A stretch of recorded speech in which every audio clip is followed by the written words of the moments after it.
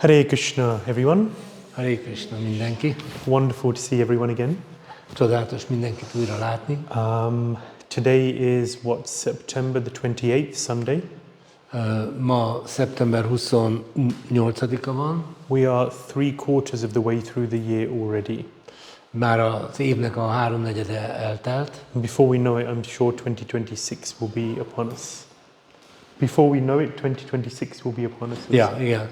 Már nem, mi észre se vesszük, és beköszön 2026. Ayur harati vaipum sam udyanashchanchayanna. So the sun rises and sets daily, correct? Ugye a nap az felkel és nyugszik minden nap.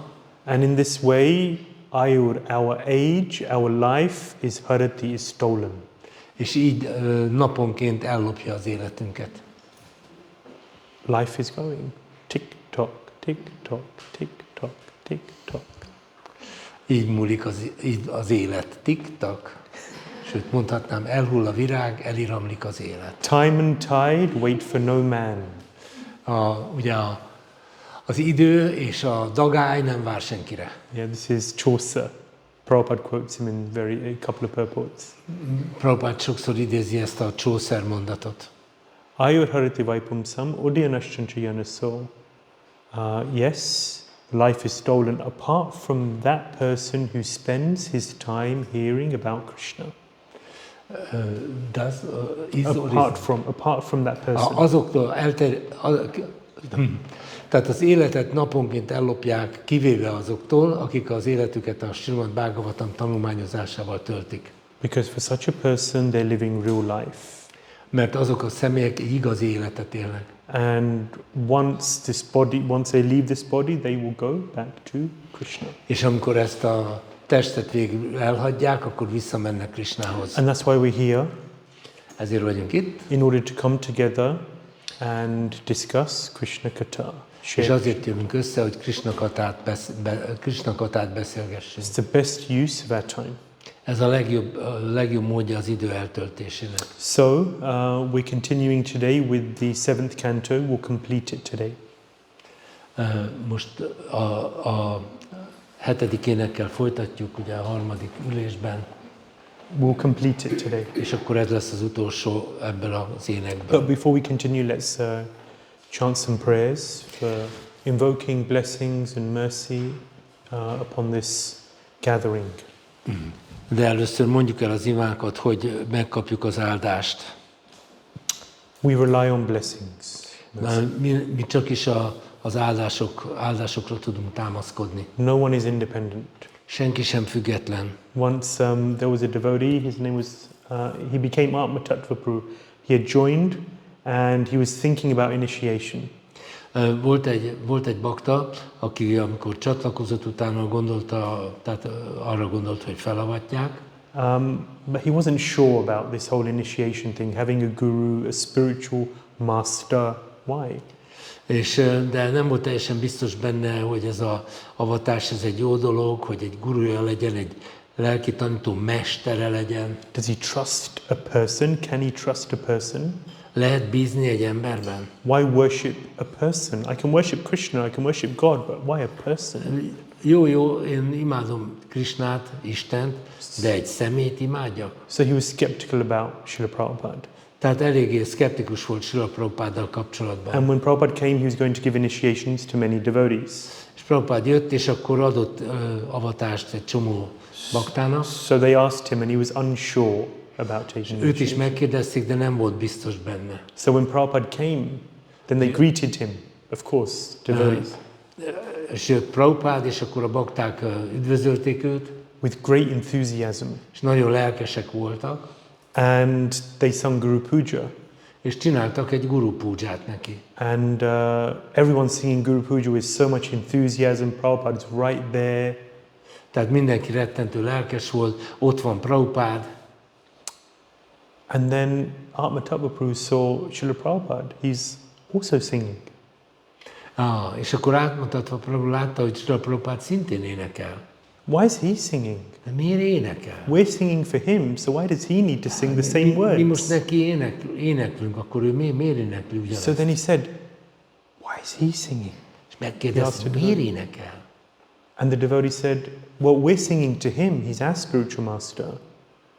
Igen, hát ez a bakta válaszol neki, hát mi nekünk éneklünk neki, mert ő a lelki But tanítómesterünk, he's singing to his spiritual master. de ő is énekel a saját lelki tanítómesterén. And his spiritual master sings to his spiritual master. És az ő lelki tanítómester szintén énekel a saját lelki tanítómesterén. And his spiritual master sings to his spiritual És master. az övé is, és az övé is, és így tovább. This is the parampara system. Ez a tanítványi láncolat elve. No one is an independent, supreme person. Senki sem egy önálló, független, legfelsőbb személy. Everyone is a dependent. Mindenki függ. Everyone is a servant. Mindenki szolga. This is why Chaitanya Charitamrita says, Ekale Ishvara Krishna Ara Sabha Bhritya. There's one Ishvara, one controller, one supreme person, Krishna. Ara Sabha, everyone else is a Bhritya, is a servant. Tehát csak egyetlen legfelsőbb személy van, aki az irányító, és mindenki más szolga. Om Jnanati Mirandasya Jnananjana Shalakaya Chakshurun Militam Yena Tasmai Shri Gurave Namaha Mukam Karoti Vachalam Pangum Langayate Girim Yat Kripatam Ham Bande Shri Gurun Dinataranam Jai Shri Krishna Chaitanya Prabhu Nityananda Shri Advaita Gadadhar Shri Vasadi Gaura Bhakta Vrinda Hare Krishna Krishna Krishna Hare Hare Hare Rama Rama Rama Hare Hare. So, as we said, today we're going to finish the 7th canto of the Bhagavatam. Tehát, amint mondtam, befejezzük a Bhagavatam 7. énekét. There is nothing like the Bhagavatam. Semmi nem fogható a Bhagavatamhoz. I was just spending a bit of time this week with the 7th canto. Csak időt töltöttem a 7. énekkel ezen a héten. And every time you read Bhagavatam, there's so many wonderful details which are brought, Minden alkalommal, amikor a Bhagavatamot olvassuk, újabb és újabb részletek tűnnek elő. And it speaks to us in such an amazing, wonderful way. És csodálatos, megdöbbentő módon beszél hozzánk. And it brings life to these prayers. És ezeknek az imáknak életet ad. These aren't just words. Ezek nem csak szavak. These are the heartfelt experiences of a pure devotee, Sanatana Goswami. Ez Sanatana Goswaminak, egy tiszta baktának a szívéből jövő imák. And as we make Bhagavatam more and more a central part of our lives, és ahogyan a Bhagavatamot egyre inkább az életünk középpontjába állítjuk, we connect with these prayers in a deeper and richer way. Annál mélyebben kapcsolódunk ezekhez az imákhoz. Hopefully, some of you will have learnt these prayers by now. We've chanted them many times. Már sokszor elmondtuk ezeket az imákat, remélem páran már megtanulták őket. If you haven't, then I encourage devotees to do so. Ha még ez nem történt meg, akkor én bátorítalak benneteket, hogy tanuljátok meg. And the great thing then, when you know something off by heart, then wherever you are, whatever you're doing, you can connect. És hogyha valamit fejből tudtok, tehát by heart, ez az angol kifejezés, ez sokkal mélyebb, ugye, hogy szívből tudjátok, de hát ugye magyarul mondjuk fejből tudjátok, akkor bármilyen körülmények között tudtok kapcsolódni ezekhez a gondolatokhoz és az íróikhoz. You're cleaning, you're cooking, you're driving, you're doing something which doesn't require much attention. Hogyha olyasmit csináltok, ami nem igényel túlságosan sok figyelmet, például főzés vagy autóvezetés, ilyesmi. You can connect and experience some bliss. És akkor lehet kapcsolódni, és megélitek ezt a lelki boldogságot. And this is what spiritual life is about. És tulajdonképpen erről szól. Experiencing some bliss. Erről szól a lelki élet, egy kis lelki boldogságot megtapasztalni. We've all experienced it, that's why we're here. Mi ezt valamennyien megtapasztaltuk, ezért vagyunk itt. But it shouldn't be at some point in the distant past. I remember one day 5.5 years ago.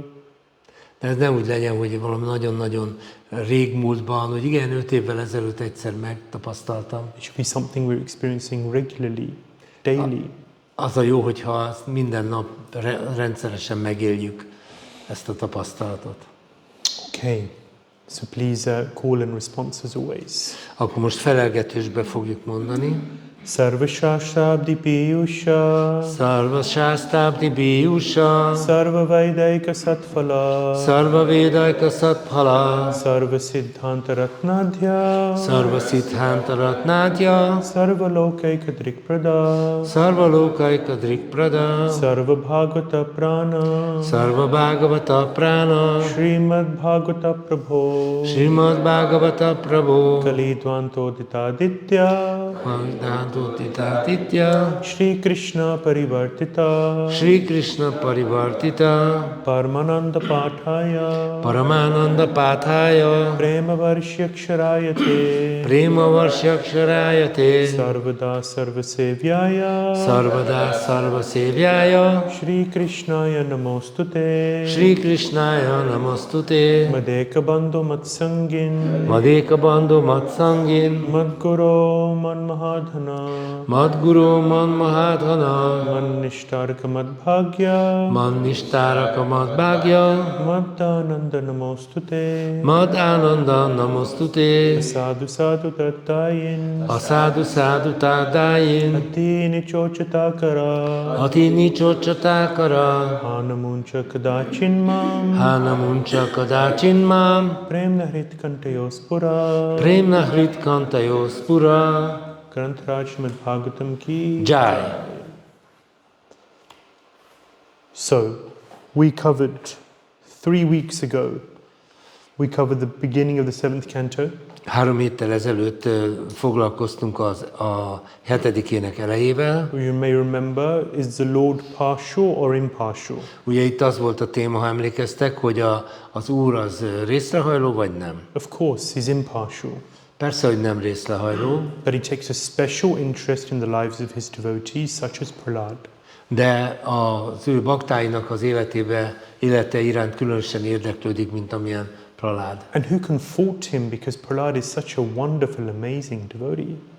És hát nem csoda, hiszen Prahlad egy annyira csodálatos, fantasztikus bakta. So, and so we hear about Prahlad's exceptional devotional qualities. És hallunk Prahladnak az egészen kivételes odaadásáról. And that went into last week's session also, because we ran out of time in the first session. És ez mint hogy az első alkalommal kifutottunk az időből, egy picit ez átnyúlt a második alkalomba. Well, first of all, we heard about Hiranyakashipu and his desire for immortality and his efforts in that direction. Hallottunk először Hiranyakasipunak a vágyát, hogy halhatatlan legyen, és hallottunk az ő erőfeszítéseiről. And then Prahlad's wonderful, pure faith and devotion. És aztán hallottunk Prahladnak a csodálatos, elképesztő hitéről és odaadásáról. He's preaching to his classmates. Ahogy prédikál az osztálytársainak. And then, of course, the persecution of his father, when his father saw that he's not becoming a good demon boy like he expected. És aztán hallottunk arról, hogy milyen tortúráknak vetette alá az apja, mivel csalódott benne, hogy nem lesz belőle egy jó démon gyerek. And he was unresponsive to his father's efforts at correction. És az apjának a kijavításra irányuló törekvései teljesen leperegtek róla. Then Hiranyakashipu decided, I'll do it myself. És aztán Hiranyakasipu úgy döntött, hogy akkor majd én veszem kézbe a dolgot. And therefore, when he tried to kill him, then Nrsimhadev comes to his rescue. És aztán megpróbálta megölni a fiát, aztán Nrsimhadev jött, és hogy megmentette a fiút. And protected his wonderful devotee. És megvédte az ő csodálatos baktáját. And that's where we left off last week. Itt fejeztük be a múltkor. So then a very interesting discussion ensues. Most következik egy roppant érdekes beszélgetés. And that takes us into this presentation from Nārada Muni about varṇāśrama. És ez tulajdonképpen elvezet Nārada varṇāśrammal kapcsolatos magyarázatához. And it's very interesting, very relevant for us. Nagyon érdekes és nagyon húsba vágó a számunkra. 4 varnas, 4 ashramas. Ugye a 4 varna és a 4 ashram. And how the development of this system will help us. És hogyan fejlődik ki, bontakozik ki ez a rendszer. So, And that will complete the 7th canto. És ez lesz a 7. ének befejezése. As you will have seen on the WhatsApp group, we will continue next week with canto 8. Ahogy láthattátok a WhatsApp csoportban, a következő héten a 8. énekkel folytatjuk. I say this for every canto, but it's a wonderful canto. minden énekről ezt mondom, de ez egy csodálatos ének. And in 3 sessions, Krishna willing, will complete. It's not enough, never enough. Persze ez soha nem elég, nem lesz elég az idő erre, de hát három ülésben fogjuk tárgyalni. And that reminds me of an important point, is that these sessions are not meant to be a replacement for your own reading and your own study of the Bhagavatam. És ez megint eszembe jut az, hogy felhívjam a figyelmeteket arra, hogy ezek a szemináriumi ülések nem helyettesíthetik a Bhagavatamnak az egyéni tanulmányozását. There's nothing like Prabhupada's purports. És semmi sem mérhető Prabhupád magyarázataihoz. So, Nārada Muni and his varṇāśrama-manifeszto. Nārada Muni és a varṇāśrama kiáltványa. So we see Prahlāda Maharaj's example. Látjuk magunk előtt Prahlāda Maharaj példáját. We see what an exemplary personality he is in so many ways. Milyen példamutató személyiségű. The depth of his faith, he's unfazed in every situation. Minden helyzetben megmutatkozik a csodálatos odaadása és hite. And just his devotion. És az odaadása is. His pure devotion, his Shuddha Bhakti in action is a marvel to see. A tiszta odaadás, a Shuddha Bhakti, az egy csodálatos látvány. But does everyone have the experience that you see that, and you see Prahlāda Maharaj's example, and you just think, I'm meant to be like that?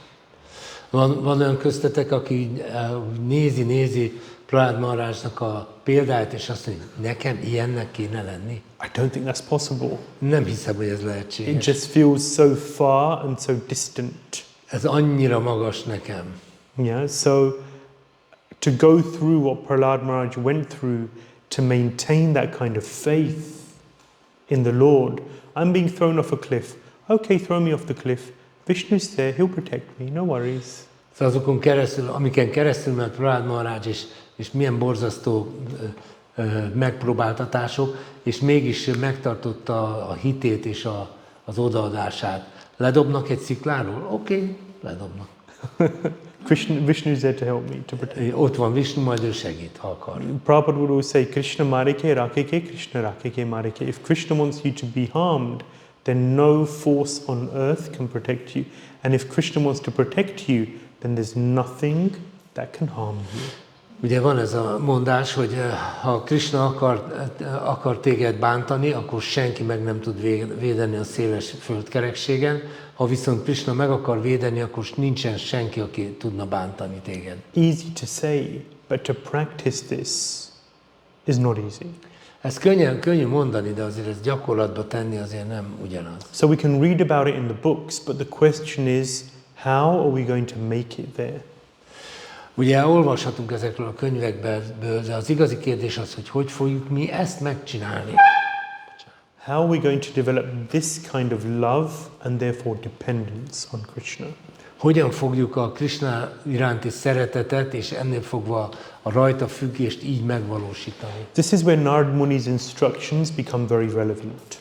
És itt jön be Nārada Muninak a tanítása, és ez nagyon életbevágó. How to create an environment, an atmosphere where such pure devotion can be developed and cultivated. Hogyan lehet egy olyan környezetet kialakítani, amelyben az ilyen mélységű odaadást meg lehet valósítani? How can we cultivate pure devotees? Hogyan lehet kultiválni a tiszta baktákat?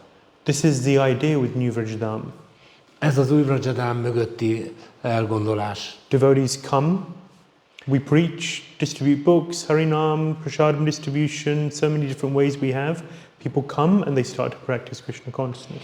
Ugye behozzuk a baktákat harinámmal, praszádámmal, mindenféle módon, és akkor jönnek a bakták, és kultiváljuk őket. They practice Krishna consciousness, they live a pure life. Ugye elkezdik a Krishna tudat gyakorlását, tiszta életet élnek. Devotees come together and they give rise to offspring. Aztán a bakták összejönnek, és akkor lesz utóduk.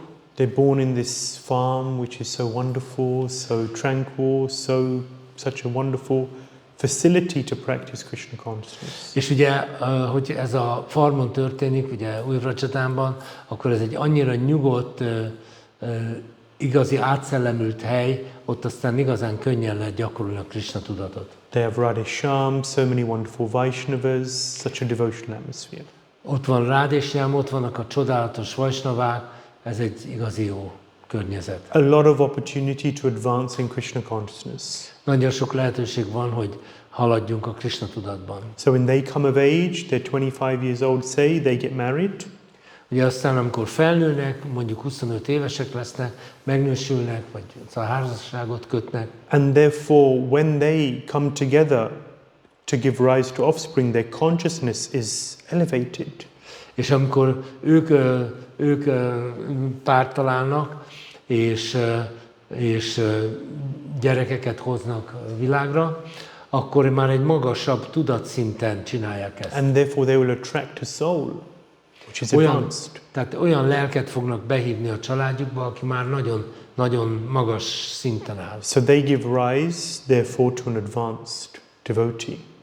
Tehát így aztán egyre inkább, egyre magasabb szintű bakták kerülnek oda. Who is again born into an environment where there's so much facility to practice Krishna consciousness, and then they can advance even more until you are giving rise to pure devotees. Tehát ugye az egész elgondolás az, hogy egy olyan környezetben, ahol nagyon magas szinten lehet gyakorolni a Krishna tudatot, ott még magasabb szintű bakták, lelkek fognak megjelenni. When Lord Chaitanya is traveling to South India, amikor az Úr Chaitanya Dél-Indiában utazott, it's described that he comes across a village of brahmanas. Eljutott, le van írva, hogy eljutott egy brahmanák által lakott faluba. And it describes that every evening they come together and they read Krishna Karnamrita. És minden este összejön a falu apraja nagyja, és olvassák a Krishna Karnamritát. Krishna Karnamrita is by Bilva Mangal Thakur. Ezt a könyvet Bilva Mangal Thakur írta. Is for advanced devotees. És ez nagyon fejlett baktáknak való. So actually, it's described, Karaj Goswami describes that it's not just a village of brahmanas, it's a village of pure devotees. Ugye itt a szerző mondja, hogy ez nem egyszerűen csak egy brahmanák faluja, hanem igen fejlett baktáknak a faluja. And this is the inspiration for New Vrajadam.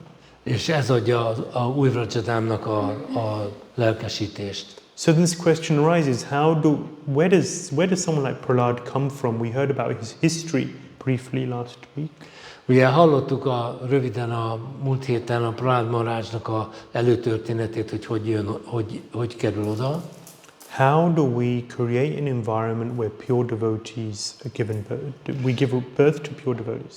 Tehát hogyan tudunk egy olyan környezetet teremteni, amelyben aztán tiszta bakták fognak megjelenni. So Nārada Muni therefore presents the varṇāśrama system. Nārada Muni ezért elmagyarázza a varṇāśrama rendszert. So it's not a transcendental system. Ez nem egy transzcendentális rendszer. It's a material construct. Ez egy anyagi konstrukció. It's a system which deals with material rules and regulations. Ez egy olyan rendszer, ami az anyagi szabályokkal és rendszerrel foglalkozik. So being a vegetarian, rising early in the morning, eating healthily, sleeping on time, these aren't in and of themselves spiritual activities. Ezek a dolgok, hogy vegetáriánusok vagyunk, hogy korán kelünk, hogy ezek az életszabályok, ezek önmagukban nem transzcendentálisak, ezek anyagiak. Rather, they're material instructions which support a devotional life. Hanem ezek olyan anyagi tanítások, amelyek az odaadó életet segítik. But this varṇāśrama system is created by Krishna. De ezt a varṇāśrama rendszert Krishna hozta létre. Yeah, so he's designed this system, it's from Shastra. Ugye az olvashatjuk a sásztrában, hogy ő tervezte meg ezt a rendszert. And so the idea is that if one utilizes this system appropriately, ugye az elgondolás az, hogy ha valaki megfelelően hasznosítja ezt a rendszert, it creates an environment whereby one can elevate their consciousness up to Shuddha Bhakti. akkor egy olyan környezetet hozhatunk létre, amivel a tudatosságunkat a Shuddha Bhakti szintig tudjuk emelni. So this varṇāśrama system comes up again and again in Shastra. A sásztrában többször is előjön ez a varnásram rendszer. And it helps us to see, okay, this is the reality of where I'm at. Úgy segít minket, hogy felmérjük, hogy most ez a valóság, itt vagyok most. And this is the ideal of where I want to be. És ez az ideális, ahová szeretnék eljutni. And it gives us something achievable. És ez egy olyan mintát ad, ami elérhető. So, and it gives stepping stones which lead to perfection. Tehát megfelelő lépcsőket ad, amivel a tökéletességet el lehet érni. Very importantly, Srila Prabhupada said that 50% of my mission is done. Nagyon fontos, amit Prabhupáda az élete végén mondott, hogy az én missziómnak a fele lett elvégezve, 50%. But 50% is remaining.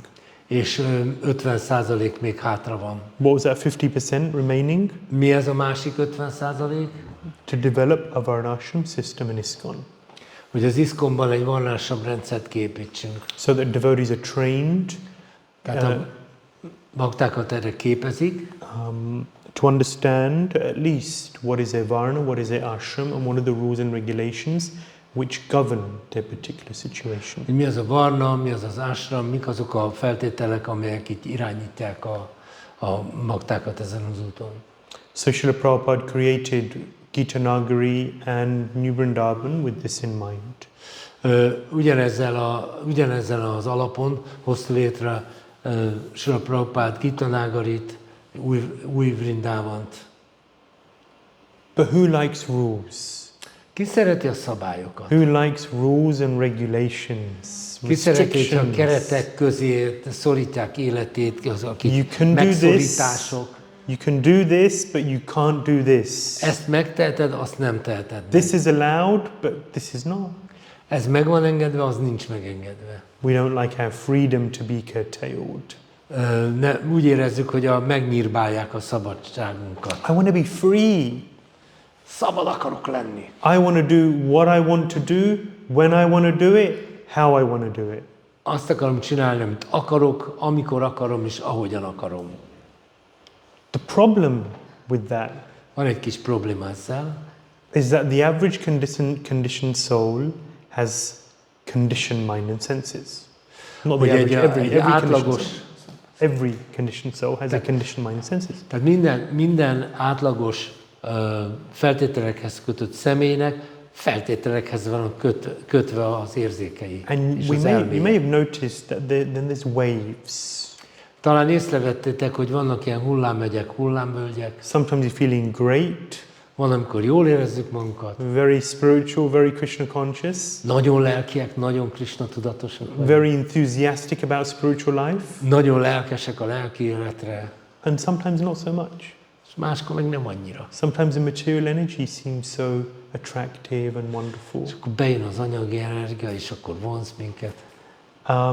And therefore this is, it's like when I was learning to ride a bike, I remember, Ez egy kicsit olyan, mint amikor tanultam biciklizni. I had supports. Volt két ilyen kis segédkerék a biciklin. So, 4 wheels rather than 2. Tehát ugye akkor gyakorlatilag ez nem kétkerekű, hanem négykerekű járgány volt. It made it easier to És akkor így egy kicsit könnyebb volt keep balance. megtartani az egyensúlyt. Otherwise, it was a little shaky. Egyébként egy kicsit rázós volt az egész. So life can be a little shaky without having a system, rules and regulations. De hát ugye akkor az élet elég rázós, hogyha nincs rendszer, és nincsenek korlátok, és nincsenek szabályok. So the varṇāśrama system is there. Azért van a varnásram rendszer. So Nārada Muni explains the 4 social orders and the 4 spiritual orders. És Nārada Muni elmagyarázza a 4 társadalmi osztályt, és a 4 lelki rendet. So in these chapters, chapters 11 to 15, we'll be hearing about this varnāśrama system in the main. Tehát a 11-től 15. fejezetben a varnāśrama rendszerről fogunk hallani. Yeah. So there's the 4 social classes, A 4 társadalmi osztály, which are so in the 11th canto we hear about the 4 social classes. tehát a 11. fejezetben Igen. hallunk a 4 társadalmi osztályról. And that is, of course, what are the 4 social classes? Mi a 4 társadalmi osztály? No, it's not a trick question. Brahmana, Kshatriya, Vaishya, and Shudra. Igen. And then, so that's in the 11th chapter. And then in the 12th, 13th, and 14th chapter, we'll be gaining insights into brahmacharis, vanaprasthas, sannyasis, and grahasthas. És a 12., 13., 14. fejezetben a brahmacsári, illetve vanaprastha rendről, sannyasi és a grihastha rendről fogunk hallani. So Nārada explains here that if we fulfill these varnāśrama duties, Nārada elmagyarázza, hogy ha a varnāśramaból következő kötelezettségeinket teljesítjük, if we function in this world in an appropriate way, hogyha megfelelően működünk ebben a világban, and at the same time we engage in hearing and chanting about the Lord, és hogyha ez alatt elfoglaljuk magunkat azzal, hogy az Úrról halljunk és énekeljünk, so by understanding our swadharma and practicing our swadharma, és hogyha megértjük mi a swadharmánk és gyakoroljuk a swadharmánkat. Actually, swadharma means one's own dharma, one's own set of rights, responsibilities. Tehát a swadharma ez mindenkinek a saját jogai és kötelezettségei. It leads to purification, gradual purification. És ennek követése fokozatosan tisztuláshoz vezet. For example, an individual may have a tendency to be promiscuous. Például lehet, hogy van egy olyan személy, aki elég ilyen promiszkus hajlamú. Promiszkus, hát szereti váltogatni a szexuális partnereit. But the varnāśrama system says you marry one partner. De a varnāśrama rendszer azt mondja, hogy egy partnered lehet, azt azzal házasodj össze. And you are dedicated to that one partner. És szenteld magad ennek a partnernek. You're committed to one person. El kell kötelezned magad egy személy iránt. And that one person is committed to you. És az egy személy, az legyen elkötelezett veled, hozzád. I mean, what's going on today, these days, is crazy. És ami manapság történik, az egyszerűen őrület. Couple swapping. Ugye csereberélik a párok egymást. I don't want to get into it. Let's Nem akarok nagyon belemenni. But I read the news, I'm sure you all do too, and what people are thinking is newer and newer ways of squeezing out a little bit of pleasure from this not so pleasurable material Ugye ti is olvastok azért híreket, én is olvasok híreket, hát szóval egyszerűen észbontó, hogy mit művelnek az emberek, hogy valami kis élvezetet kifacsarjanak az életből. But that mutual dedication which the varnāśrama system dictates, that mutual dedication to one partner, to each other, it purifies the heart. De hogyha van egy kölcsönös odaadás egy személlyel, kölcsönösen, akkor az megtisztítja a szívet. It purifies the heart because you have to serve that person. Megtisztítja a szívet, mert szolgálni kell azt a személyt. Who likes everything about anyone in this world? Ki az, aki mindent kedvel valakinek az összes tulajdonságait egyformán kedveli? At a distance, maybe. Lehet távolról esetleg igen. That's why people fall in love. Sorry? Ezért esnek szerelembe emberek. But when you get a little closer, de ugye egy kicsit közelebb kerülünk, and then you spend a bit more time with the person, és egy kicsit több időt töltesz azzal a személlyel, and you get the magnifying glass out, És akkor előveszed a nagyítót, or you don't even need the nem is magnifying kell glass. hozzá, Then you begin to see some imperfections. hát akkor látsz már más dolgokat is. You don't like certain things. Látsz dolgokat, amiket nem kedvelsz. You don't like many things. Esetleg sok olyan dolgot látsz, amit nem kedvelsz. But what do you do? De akkor mit csinálsz? You tolerate. Pardon? You tolerate. Tűrsz. You accept. Elfogadod. You respect. Tiszteled. And you love them for who they are. És szereted úgy, ahogy van. Whilst at the same time helping them to become a better person. És ugyanez alatt az idő alatt pedig segíted, hogy egy jobb személy legyen belőle. Accepting, respecting and loving, and at the same time supporting them to become a better person. Tehát elfogadni, szeretni, és ugyanakkor Tisztelni. So accepting, elfogadni, respecting, tisztelni, and loving. szeretni. I think there's És three egy levels kicsit of segíteni, relationship. fejlődni. 3 levels of relationship. Tehát ez a 3 szintje a viszonynak. And they do the same for you. És ugyanezt csinálja a partner is, ugye ezt viszonozza. And therefore the relationship is one of friendship, mutual friendship. És aztán ebből a viszonyból egy kölcsönös barátság lesz. Often it begins with mode of passion. Ez sokszor a szenvedély kötőrével kezdődik. How this person can be an object of my sense gratification. Hogyan tudok ebből a személyből az érzékkielégítésem eszközét csinálni. But over time, as things mature, then it's a relationship of mutual service. De ahogyan múlik az idő, ez a kapcsolat beérik, és egy kölcsönös szolgálattá válik. And at times, it can feel like a ball and chain. A ball on chain? A ball and chain, or your handcuffs. No. Okay. Tehát időnként úgy érezzük, mintha bilincsbe lennénk verve. And this is why people divorce. És ezért szoktak elválni az emberek. I'm not generalizing. Many times this is the reason people divorce, because they don't want to be in the ball and chain. Tehát nem akarok általánosítani, lehet, 1000 oka lehet, de végül is általában az van, hogy úgy érzik, hogy le vannak békjózva. I'm just a brahmachari. I've never experienced this. My respects to those who do it. Tehát én brahmacsári vagyok, és kifejezem tiszteletemet azoknak, akik ezt bevállalják. This is the process of purification. Ez a tisztulás folyamata. This is the process by which we become humble servants. És ez az a folyamat, amelynek révén alázatos szolgákká válhatunk. Kirtanya sadahari. How do you become humble? Hogyan leszünk alázatosak? Commitment. One other thing that we're scared of these days is committing to something. Az elkötelezettség. Sajnos a manapság ez hiányzik már, hogy valaki elkötelezze magát valaki Again, vagy because it valamire. binds our freedom. Mert ugye ez ugye korlátozza a szabadságunkat. We're so attached to freedom.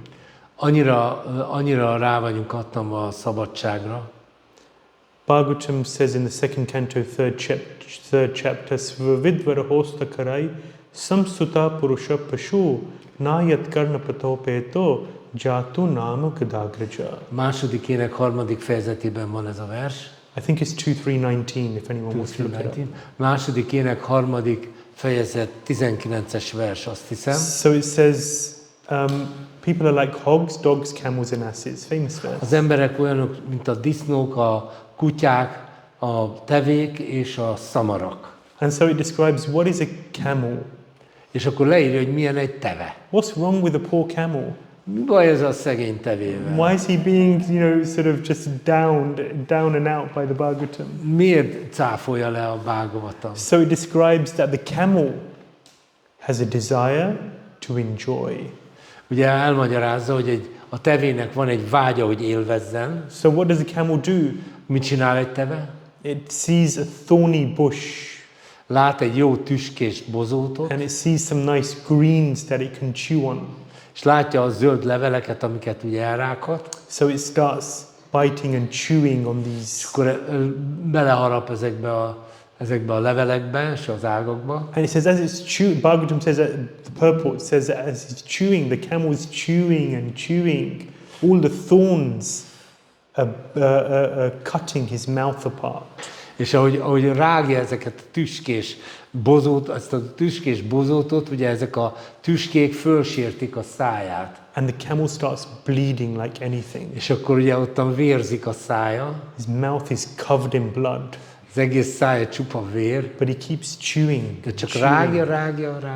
And he's tasting his own blood. És a saját vérét érzi. He's harming himself. Tehát kárt tesz magában. But in tasting the blood, he finds that's so de az, hogy a vért ízleli, ez nagyon tetszik neki. Whatever I'm chewing on, it's so tasty.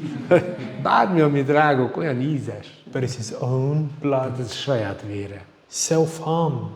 Tehát önmagában tesz kárt. But because there's a bit of taste, de mint hogy van egy kis íz belőle, the camel continues chewing. És a teve csak tovább rág és rág. So that's the nature of the conditioned living entity. Tehát ez a feltételekhez kötött élőlénynek a természete. We have a tendency for liking things which are not good for us. Van bennünk egy olyan tendencia, hogy szeretünk olyan dolgokat, amik kárt tesznek bennünk. So these social classes, the social orders are there to bring about some organization in society and organization in our personal lives. Tehát ezek a társadalmi osztályok arra szolgálnak, hogy az életünkben tehát hogy a környezetünkben létrehozzanak valami rendet, és a saját életünkben. So that we have certain rules and regulations which govern and therefore control the otherwise potentially uncontrolled mind and senses. Tehát vannak olyan szabályok, amelyek segítenek kontrollálni azokat a dolgokat, amik egyébként kontrollálatlanok lennének, elszabadulnának. So, very important. Nagyon fontos. Very much neglected. És nagyon el van hanyagolva mostanában. So, anyway, everyone knows these four social orders. Mindenki ismeri ezt a 4 társadalmi osztályt. And the 4 spiritual orders. És a 4 lelki osztályt. Yeah. So a young person starts off as a brahmachari, brahmacharini. Ugye az ember úgy kezdi az életét, hogy brahmachari, brahmacharini. Traditionally, ladies didn't live in temples, so there was just brahmacharis, but Srila Prabhupada introduced the concept of brahmacharinis. Hagyományosan csak a fiúk éltek templomban, a hölgyek nem. Prabhupád vezette be ezt az újítást, hogy brahmacharinik élhetnek a templomban. Brahmacharini. So it's just like you have ne, you know, ni. But it's similar to Hungarian, you have ne. Ja, hogy ne, no, that's the married. Yeah, but ne is married. No, sure, but just the ni or the ne at the end, which gives an indication that this is for a woman. Oké, szóval a lényeg az, hogy brahmacharini azt jelenti, hogy nőnemű baktákról van szó. And in this way one trains in spiritual life, learns the basics, the foundations. És ugye ez arról szól, hogy tanulják meg a társadalom alapjait. Then, generally, individuals graduate to the grihastha ashram. Általában az emberek túlnyomó része az a grihastha ashramba lép át. And then at a certain point, around 25 grihastha life, when one is nearing 50, then they need to think about how to exit. Tehát körülbelül 25 év körül lépnek a grihastha életbe, és körülbelül 50 körül kell elkezdeni gondolkozni arról, hogy hogyan lépjen ki belőle. I think I told this story before, but I'll tell it again because it's so relevant. Azt hiszem, már elmondtam ezt a történetet, de elmondom még egyszer, mert nagyon ide tartozik. There was one devotee in Mumbai, Chowpatty. Mumbai, Chowpattyban volt egy bakta. Now a very senior grihastha in the community. Most már egy nagyon komoly grihastha helyet foglal el a közösségben. But the day he got married, of course he didn't invite Srila Radhanath to the wedding, because why would a sannyasi want to go to a wedding? Sorry, who's? Radhanath-swami-Maharaj. Meghívta az esküvőre Radhanath-swami-Maharaj. Nem hívta meg az esküvőre Radhanath-Maharajot. Why would you invite a sannyasi to a wedding? Miért kéne egy szanyászit egy esküvőre meghívni? Of course you want to, because you want their blessings. At the same time, for them, Ugye persze szeretnéd meghívni, mert szeretnéd megkapni az áldását, de hát ugyanakkor meg hát ez nem megfelelő. Anyway, so this Prabhu went with his wife to see Maharaj afterwards to ask for blessings. Tehát az esküvő után aztán a feleségével meglátogatták Maharaját, hogy kérjenek áldást tőle. And he said, Maharaj, please, Guru Maharaj, please give us your blessings. Guru Maharaj, légy szíves, adjál nekünk áldást. And give us some instruction, some guidance. És adjál nekünk utasítást, tanítást. So they've just got married. Tehát ugye itt az esküvőről jöttek. I was at a wedding recently, in April. Nemrég voltam áprilisban egy esküvőn. They spent 50 million forints on the wedding. 50 millió forintba került az esküvő. Normal. Ez normális. Indian weddings? England. In England. Angliában. Again, in England. Normal. It's Indian weddings. Megéri. I think I said this before. When I was 5 years old, my father was planning and saving for my wedding. 5 éves voltam, amikor az apukám elkezdett spórolni az esküvőmre. Myself and my brother. He said, "Okay, we need this much for your wedding, this much for your wedding. És ez lesz a te esküvődre, ez lesz a bátyád We esküvőjére. better start saving." Tehát már akkor elkezdett takarékoskodni. Anyway, so then just come from the wedding, they asked Maharaj for blessings and guidance.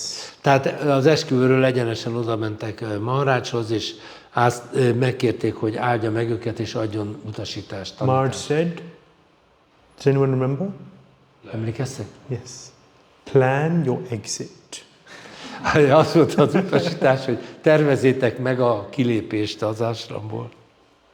Exit? Kilépést? We just got married.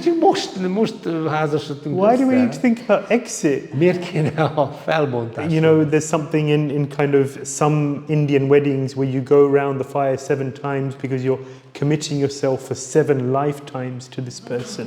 Ugye tudjátok, hogy az indiai esküvőn 7-szer kerülik meg egymást, és ezzel 7 életre elkötelezik egymásnak. 7 years is good enough these days. A manapság már 7 év is sok. 7 lives. 7 élet. And here's Guru Maharaj telling us, plan your exit? És akkor azt mondja Guru Maharaj, hogy tervezd meg a kilépést. Mert... No, this is spiritual life. De ez a lelki élet. This is spiritual life. Ez a lelki élet. Every relationship in this world is temporary. Ebben a világban minden kapcsolat átmeneti. Bhāgavatam doesn't shy away from the realities of life. És a Bhāgavatam nem súnyogja el az élet valóságát. Bhāgavatam teaches us this is the reality, this is what it is, take it for what it is. Bhāgavatam megmondja, ez ilyen, ezt fogadd el így, ezt vedd tudomásul. Does this mean that you become less committed or less serious in the relationship? Less committed or serious? Ez vajon azt jelenteni, hogy a kapcsolatainkban kevésbé legyünk elkötelezettek, kevésbé legyünk komolyak? Is it minimizing the relationship? Ez vajon lefokozza a kapcsolatot? No, it is a very important part of an individual's life. Nem, ez nagyon fontos egy egyénnek az életében. And it is very formative. It molds us. És ez alakít minket. The varṇāśrama system molds us. Varṇāśrama rendszer az alakít minket, gyúr minket, tisztít minket. Makes us better versions of ourselves, they like to say these days. Ahogy mondják, saját magunknak egy jobb verziója leszünk. But we become humble. És akkor ezáltal alázatosak leszünk. And in this way we become better practitioners of spiritual life. És ezáltal jobban fogjuk gyakorolni a lelki életet. So at a certain point one should step back from all of the entanglements that life in the Tehát az world életben egy bizonyos entails. ponton vissza kell lépnünk azoktól a belegabajodásoktól, amit az élet jelent. Not become your children's babysitter. Ne legyünk a gyerekeinknek a babysittere. And step back, reduce or no work. Csökkentsd a munkát, vagy hagyd abba. And more focus on spiritual life. És fókuszálj inkább a lelki életre. You've just given approximately 25 years to maintaining a household, bringing up children, working hard to maintain it all. 25 évet töltöttél az életedben azzal, hogy fenntartottál egy családot, hogy felnevelted a gyerekeidet, hogy biztosítottál mindent a családodnak. And in the process of doing all of those things, your spiritual life, the time that you've been able to dedicate for spiritual life has been minimal. És nyilván ez alatt az idő alatt az az idő, amit a lelki életre tudtál fordítani, az minimális volt. Spiritual life requires quality time. A lelki élethez minőségi időre van szükség. The more time, the better. Minél több, annál jobb. Prabhupada says, intelligent people work less so they can chant more. Prabhupád azt mondja, hogy az intelligens emberek kevesebbet dolgoznak, hogy többet tudjanak dzsapázni. So that's why they say of a brahmana, he's lazy intelligent, Prabhupada said. Prabhupád azt mondja, hogy a brahmana az a lusta intelligens. Lazy doesn't, in this case, it doesn't mean that it doesn't want to do anything, lazy wants to lay around all day. Persze ezt jól kell érteni, a lusta nem azt jelenti, hogy nem akar csinálni semmit. Lazy means works less. Azt jelenti, hogy a lusta itt azt jelenti, hogy kevesebbet dolgozik. Why? So then they have more time for practicing spiritual life, reading and chanting about Krishna. És miért dolgozik kevesebbet? Hogy legyen több ideje arra, hogy a lelki életre, hogy Krishnáról halljon és énekeljen. That's real intelligence. Ez az igazi intelligencia. People say those who are intelligent, they know how to make more money and live more of an opulent life. Az emberek azt hiszik, hogy az intelligencia azt jelenti, hogy több pénzt keresni és többet költeni. In the world outside, that's the definition of intelligence. Ugye ez a külvilágban ez az intelligenciának a definíciója. Our definition of intelligence is someone who's cultivating real devotion to Radhisham. Nálunk az intelligensebb, aki jobban tudja fejleszteni az odaadását Radhisham iránt. And who's understood that this is the goal of life. És aki megértette, hogy ez az élet célja. And has figured out a way to practice that in day-to-day life. És valahogyan megtalálja a módját, hogy ezt meg is valósítsa. So that's the varṇāśrama system. It's an adjustment. You're adjusting, stepping back from material involvement and focusing more and more on Krishna. Tehát ez a varṇāśrama rendszer lényege, hogy Vanaprastha ashram lényege, hogy visszavonulni az anyagi tevékenységtől, és minél többet tölteni lelki tevékenységgel. And then some may take sannyas. És egyesek fognak sannyász rendbe lépni. And then of course there's the spiritual, the social orders, the brahmana, the kshatriya, the vaishya and the shudra. És aztán vannak ugye a lelki rendek, brahmana, kshatriya, vaishya, shudra. Which one am I? One has to ask. Vajon én melyikbe tartozom? Yeah, which best fits my nature, my qualities? Mi az, ami az én tulajdonságaimat, a természetemhez jobban passzol? Is one better than the other? Egyik jobb, mint a másik, vajon? So the brahmana represents the head of society. A brahmana a társadalomnak a feje. The kshatriya represents the arms. A kshatriya a karokat jelképezi. The vaishya represents the stomach. A vaishya a gyomrot képviseli. Because vaishyas, as well as dealing with money, business, etc., they also farming. Shri Gaurakshi Vanijyam. Tehát a vaishya az nem csak kereskedik, hanem ugye földet művel és tehényvédelmet végez. Cow protection, yeah, exactly. Sorry. Yeah. So that's why the stomach is a relevant analogy. Tehát ezért lehet azt mondani, hogy a gyomra a társadalomnak. And then the shudras are the legs. És a sudrák a lábat képviselik. A body without any of these elements is very much handicapped. Hogyha egy testnek valamelyik része hiányzik, az nagyon vissza van fogva. All of these are very important. Tehát mind a négy nagyon fontos. And often devotees are concerned. See, Shastra says, Kalau Shudra Sambhavan, that in Kali Yuga, most people are born Shudras. Ugye néha a bakták kicsit aggódnak, mert ugye a sásztra szerint a Kali Yugában mindenki Shudrának születik. But it can be uncomfortable to think I'm a Shudra. Egy kicsit rossz érzés lehet azt gondolni, hogy én Shudra vagyok. But a shudra is a very high. You have to be pretty controlled to be a De egy shudra. sudrának meglehetősen összefogottnak kell lennie. A quality person will be a shudra, a good shudra. Egy jó sudra az egy minőségi személy. Loyalty, Hűség, good service attitude, egy jó szolgáló hozzáállás, sensitivity, érzékenység, the desire to serve. az a vágy, hogy szolgáljon. These are real qualities. Ezek mind nagyon jó tulajdonságok. Quality person will be a good shudra. Tehát egy jó minőségű személy lehet egy jó sudra. So often we say shudras, Sokszor így lekezeljük, hogy a sudrák low shudras, alacsony rendűek. but a real shudra will be a quality person. De egy jó sudra, az egy jó minőségű személy, jó személy.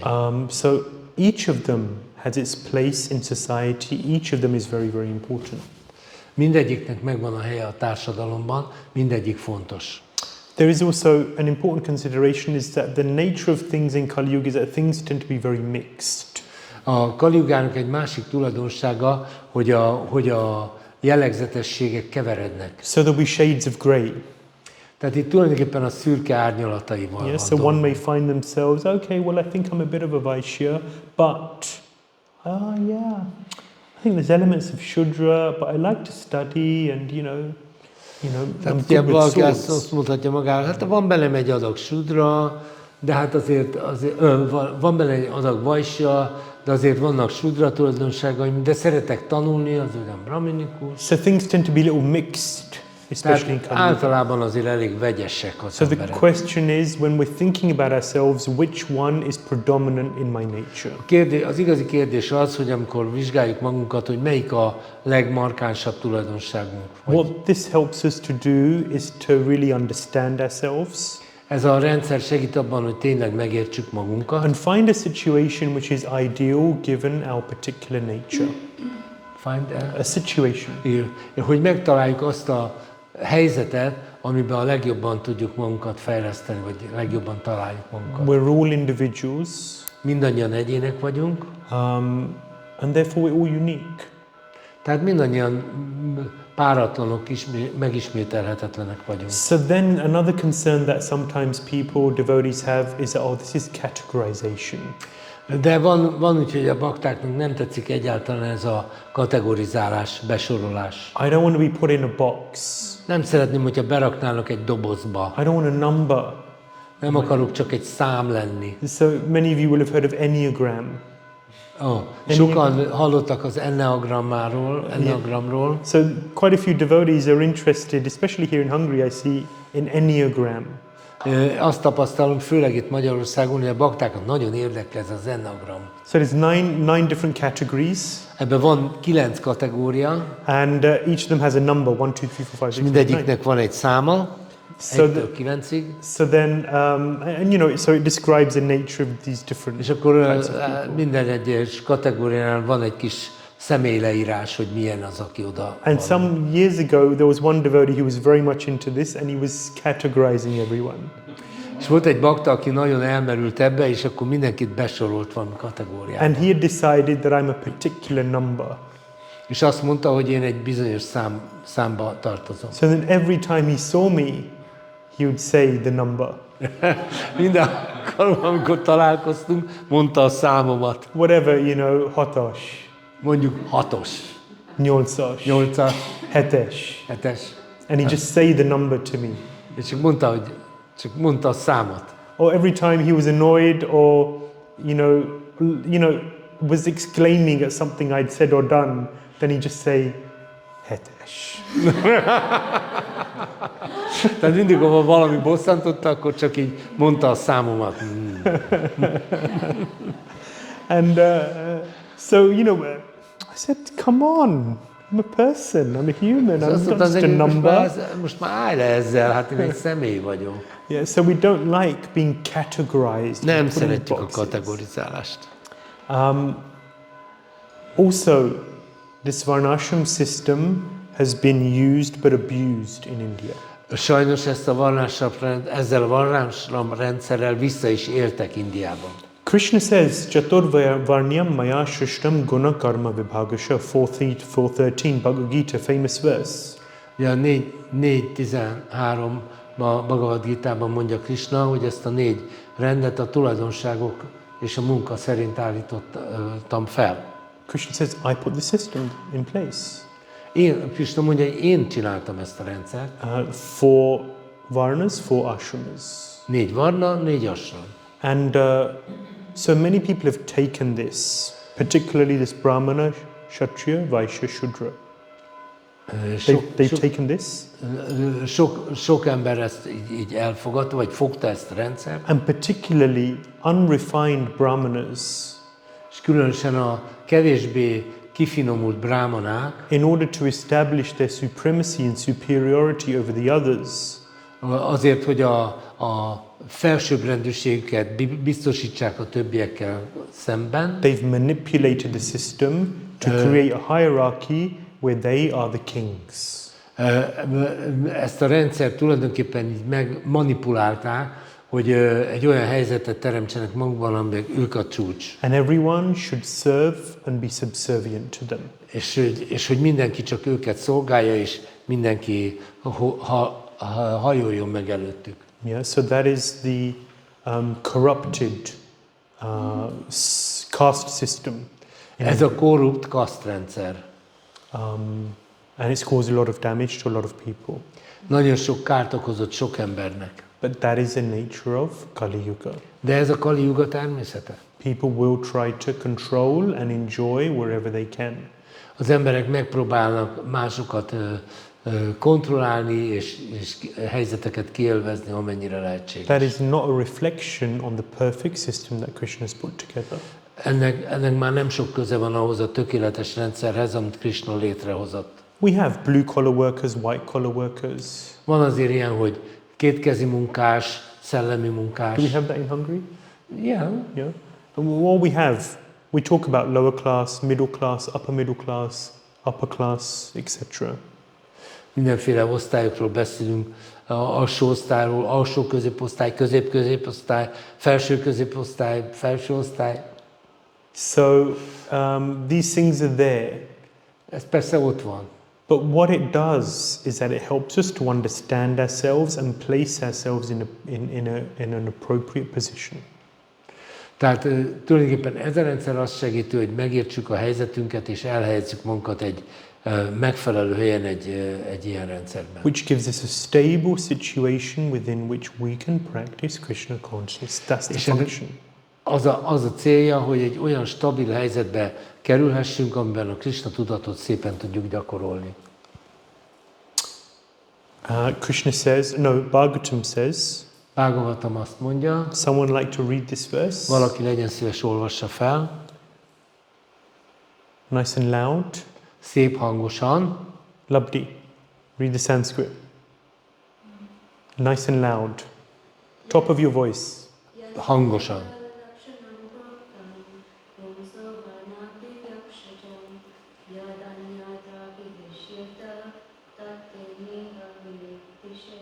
Sorry, that's meant to be an N, but the font because of the diacritic didn't come out properly. Sorry. So Vyanjakam. Pumsa Varna. It's a bit of a tongue twister. Varna Bhyanjakam. Anyway, yes, and someone read the Hungarian. Valaki olvassa a magyart. Someone brave. Mantramala Machi. Ha valaki egy brahmana, kshatriya, vaishya vagy szudra jelenvonásai mutatkoznak meg a korábbi leírásoknak megfelelően, akkor az osztályozásnak jellemzői szerint kell besorolnunk őt, még akkor is, ha egy másik kasztban született. So, what we saw, as I mentioned, in India, is a system whereby if you're born in a Brahmana family, then you're automatically a Brahmana. Ugye ez pont arra utal, hogy ez probléma, ami az indiai társadalomban van, hogyha valaki egy brahmana családba született, akkor ő brahmana. Whereas actually what Shastra says is guna karma vibhagasha. Guna and karma, one's activities and qualities dictate what one's varna is. Pedig a sásztra azt mondja, hogy a tulajdonságok és a tevékenysége alapján kell valakit besorolni. So if you're born in a Brahmana family, Tehát, hogyha egy brahmana családba but születtél, you have the qualities of a Vaishya, de vaishya tulajdonságaid vannak, then what are you? hát akkor mi vagy? A Brahmana? Brahmana? No, you're a No. Vaishya. Vaishya. Because it's based on your qualities and not on your birth. Tehát a tulajdonságaidon múlik, és nem pedig a születéseden. So Brahmanas very often, they took it as their birthright to be a Brahmanák Brahmana, sokszor úgy veszik, hogy ez az ő születési joguk. to be a Brahmana and therefore the most respected and worshipped in society. És akkor elvárják, hogy ők legyenek a legnagyobb tiszteletnek örvendők, és imádják őket. And to be served rather than to serve. És szolgálják őket, nem az, hogy ők szolgáljanak. Now, one final reflection on this. Még egy utolsó gondolat. You can go through and read the various characteristics and natures of the various ashrams. Elolvashatjátok, hogy a különböző ashramoknak mik a tulajdonságai és mi a jellemzői. As you do so, it can be pretty confusing. De hogyha ezt olvasod, lehet, hogy egy kicsit megzavarodsz. Because you'll see so many different statements which seem so far out.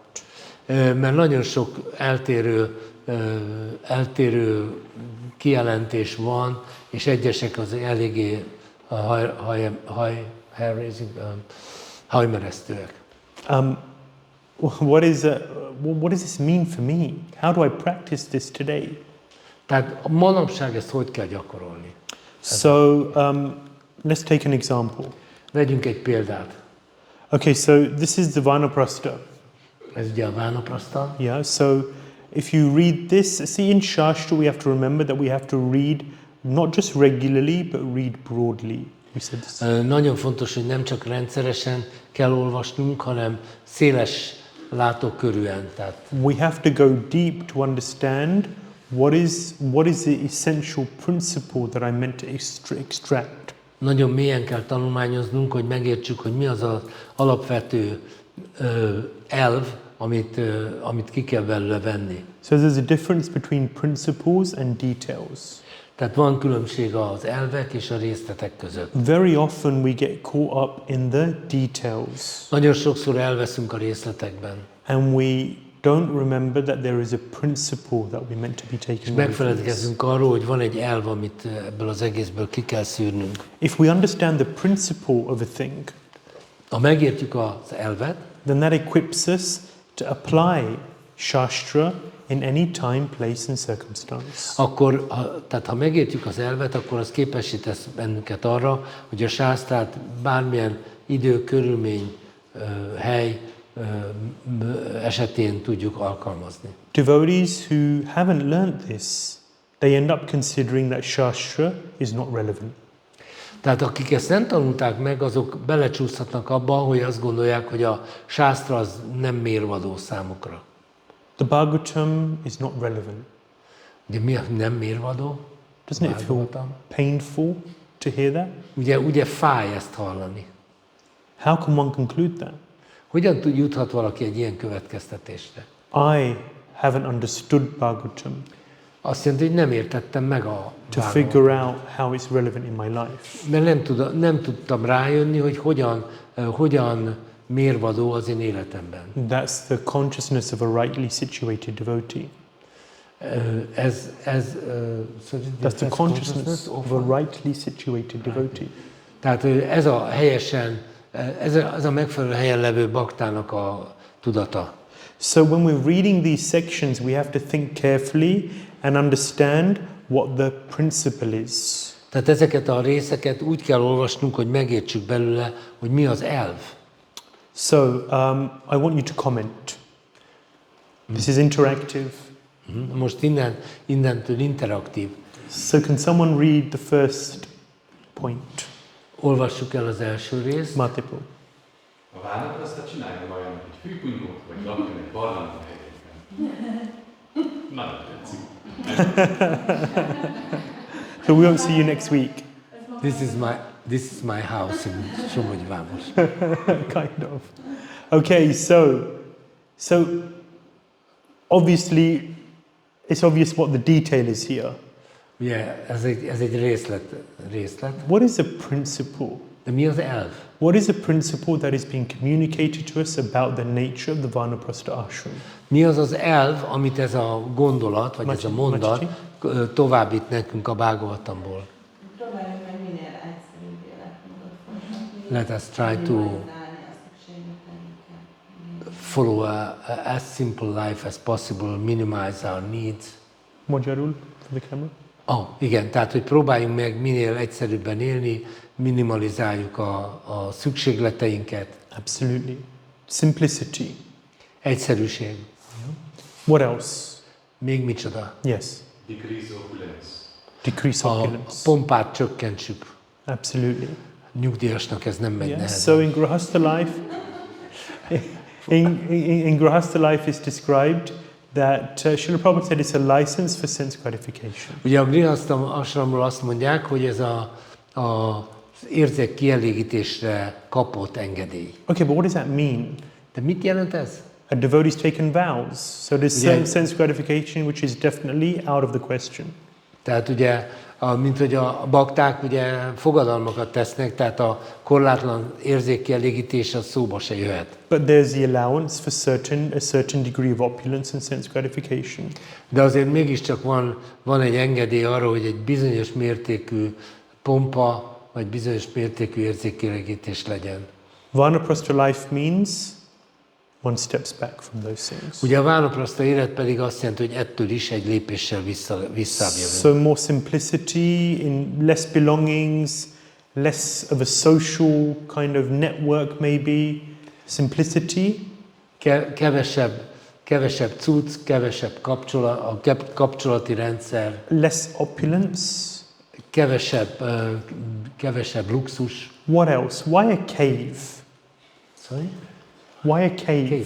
Na miért barlang? Hogy jön ide Why a does it say barlang? cave? Mindenki az a barlang. Távol, meg a távolság. Aha. Distance from normal life. Yes. Peace. Nyugalom, béke. Peace. Béke. It's so important for practicing spiritual life.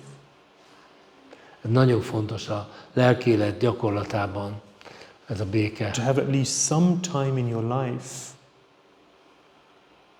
where it's just peaceful. Hogy legyen az életünkben legalább egy olyan rész, ami békés. Where you can chant the holy names without distractions.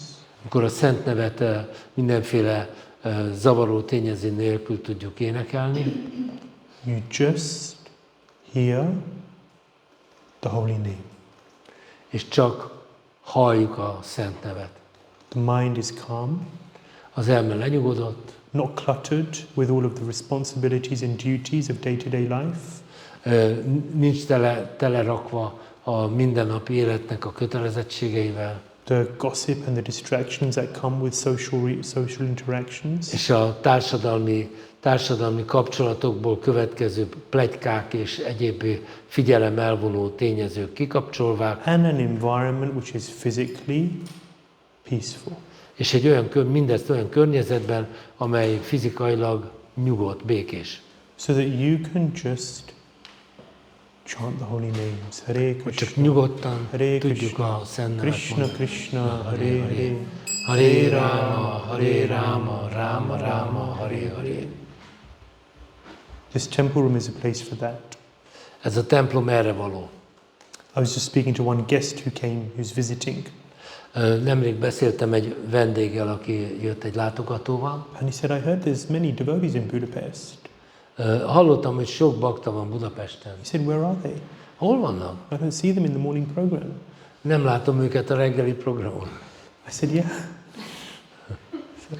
I said, yeah. Azt mondtam, hát igen. He said, it's okay, we struggle at home as well. He's from another country, you know. So he's saying, yeah, we struggle with it as well. He was saying that they struggle also to get people. Ja, mondta, hogy ők is eléggé küzdenek ezzel a problémával But he vidéken. said, I thought in Hungary it would be better. De azt gondoltam, hogy Magyarországon ez jobb lesz. Because people have this conception that Hungary standards are high. Igen, mert ugye van egy ilyen felfogás, hogy a magyaroknál minden standard magasabb. But this is a wonderful place De azt mondja, ez egy csodálatos hely to chant the holy names. arra, hogy énekeljük a Szent Sometimes I see devotees who live in the temple, they want to go out to Gopal Hall and chant. Néha van, devotees hogy are living in the azok a temple. bakták, akik itt laknak a And they templomban, have the facility of being here daily. és itt van a lehetőség, hogy minden nap itt legyenek. They want to get away from the devotees and go out to Gopal Hall or outside to chant the holy Gopal? name. Outside. the Ja, hall. ja. Oké. Csarnok. Tehát csak kimennek, ja, hogy a templom szobából, oké. Tehát kimennek a templom szobából, és ott a Gopál elé éneklik a Szent Nevet, vagy kincsapáznak az udvaron. But this is such a sanctified space. De ez egy megszentelt hely.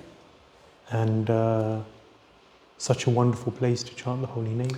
Annyira jó hely arra, hogy a Szent Nevet énekeljük. So if it's possible for devotees, then please come. Tehát, hogyha lehetséges, akkor bakták jöjjenek. Come and chant in the association of Vaishnavas. There's no higher sadhana. Nincs magasabb szadana, mint a Vaisnavák társaságában énekelni a Szent Nevet. But the idea of being in a cave, being in a mountain, being in nature helps us to connect with the understanding that there's something beyond me, something higher. De ugye egy barlang, vagy egy hegyen lakni, vagy a természetben lakni, az segít minket abban, hogy megtapasztaljuk, hogy valami magasabbal vagyunk kapcsolatban. To be alone, Egyedül lenni. to be away from all of the distractions of life. Mindenféle figyelem elvonó dolgoktól távol lenni. So this is relevant, very instructive. So these are the principles which we Tehát can ez nagyon understand. tanulságos, és ezek azok az elvek, amiket meg kell érteni. We have to think principles. Tehát az elveket kell kivennünk ebből. Next, someone to read. Következő, valaki olvassa. Aditya Varnamachi. Gyakorolja a havazás, a szél, a tűz, az eső és a perzselő nap elviselését. Why? Minek? Why does someone have to endure such things? Miért kell ezt elviselni valakinek? Sorry?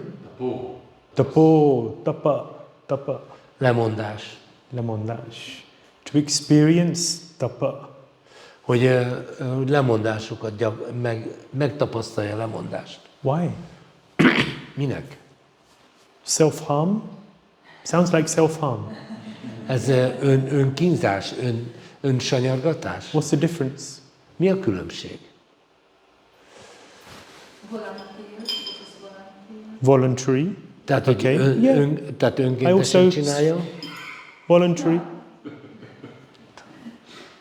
So then, This is for control of the mind.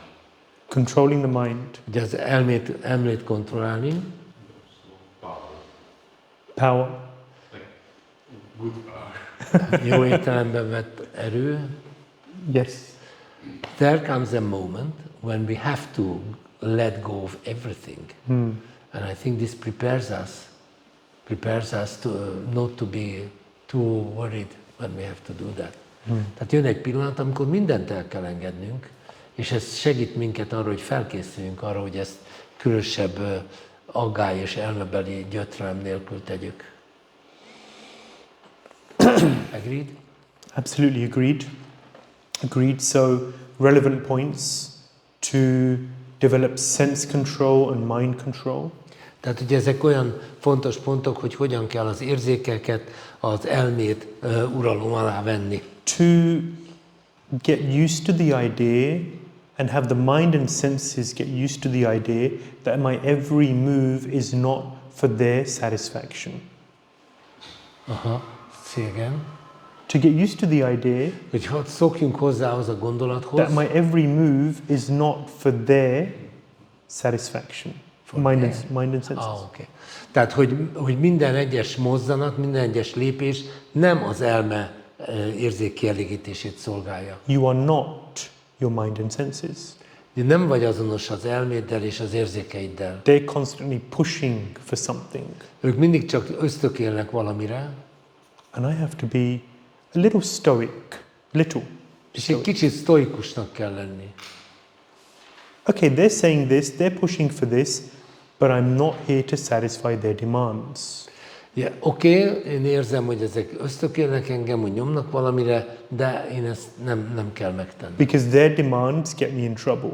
Az ő követeléseik bajba sodornak. Their demands take me away from Krishna. Az ő követeléseik elválasztanak Krishnától.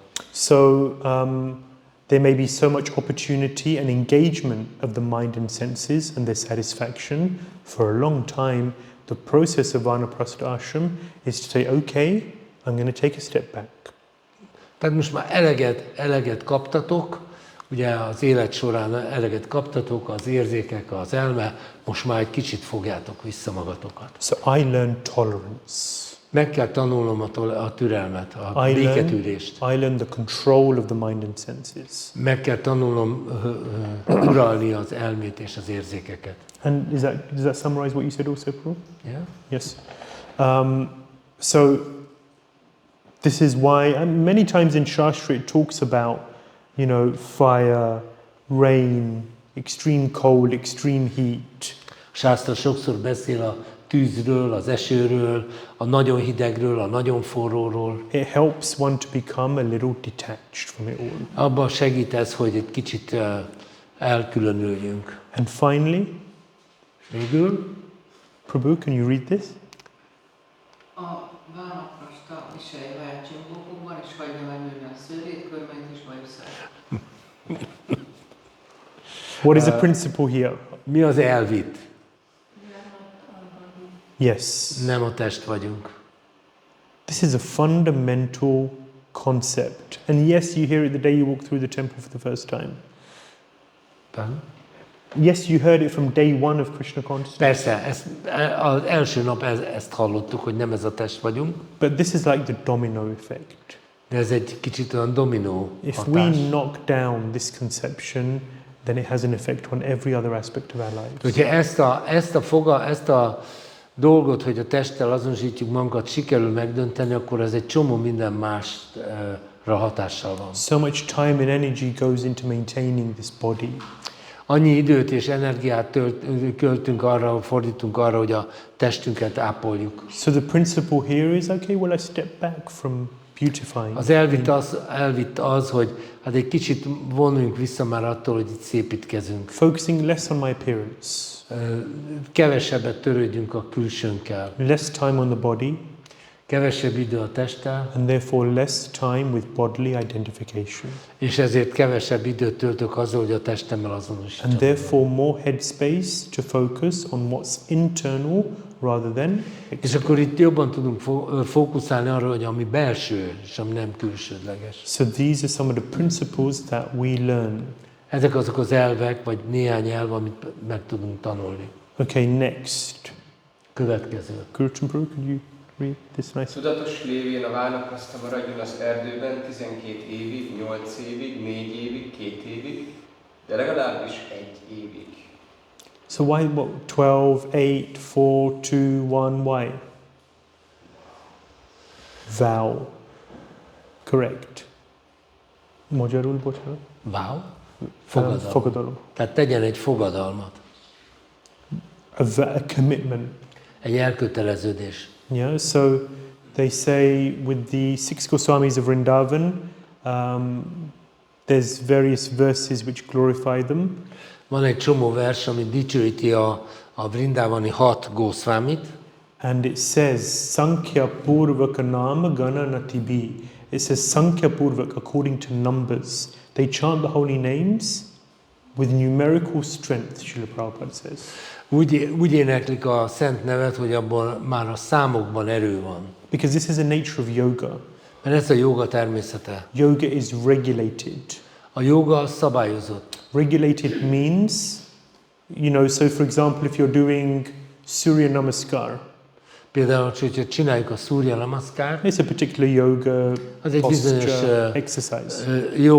joga ászanáknak a sorozata. If one day you do 2 because you're tired or bored, Hogyha egy nap 2-t csinálsz, mert fáradt vagy, next day you do 12, másik nap csinálsz 12-t, you know, the third day you're feeling really fired up, so you do 30, akkor a harmadik nap már nagyon lelkes vagy, akkor 30-at and then you csinálsz, do 0 for a few days. és akkor egy pár napig egyet se. That's not the nature of yoga. Nem ez a jóga természete. That's not going to lead to progress. Ez nem vezet, nem visz előre. So there's a certain numerical strength to our Tehát spiritual kell, practice. hogy legyen egy számbeli erő, Some commitment to the process. valami elkötelezettség a folyamat iránt. So this is numbers. Tehát a számokban van erő. And then finally, Mataji, could you read? Amikor majd betegség vagy idegség miatt már nem tudja az előírt kötelességét végezni a lelki tudatosságban való előrehaladás vagy a védeltelen változása felé, akkor hagyja abba az erést és bőjtőjön. Fasting. Bőjt. Why should one fast? Miért kéne bőjtölni? A test elhagyása. What is the principle here? Sorry? Felkészüljön a test elhagyása. To be prepared for leaving the body, hogy felkészüljön a test elhagyására. Yes. Igen? Spiritual clarity. Lelki tisztaság. Can you explain much? Spiritual clarity. you said.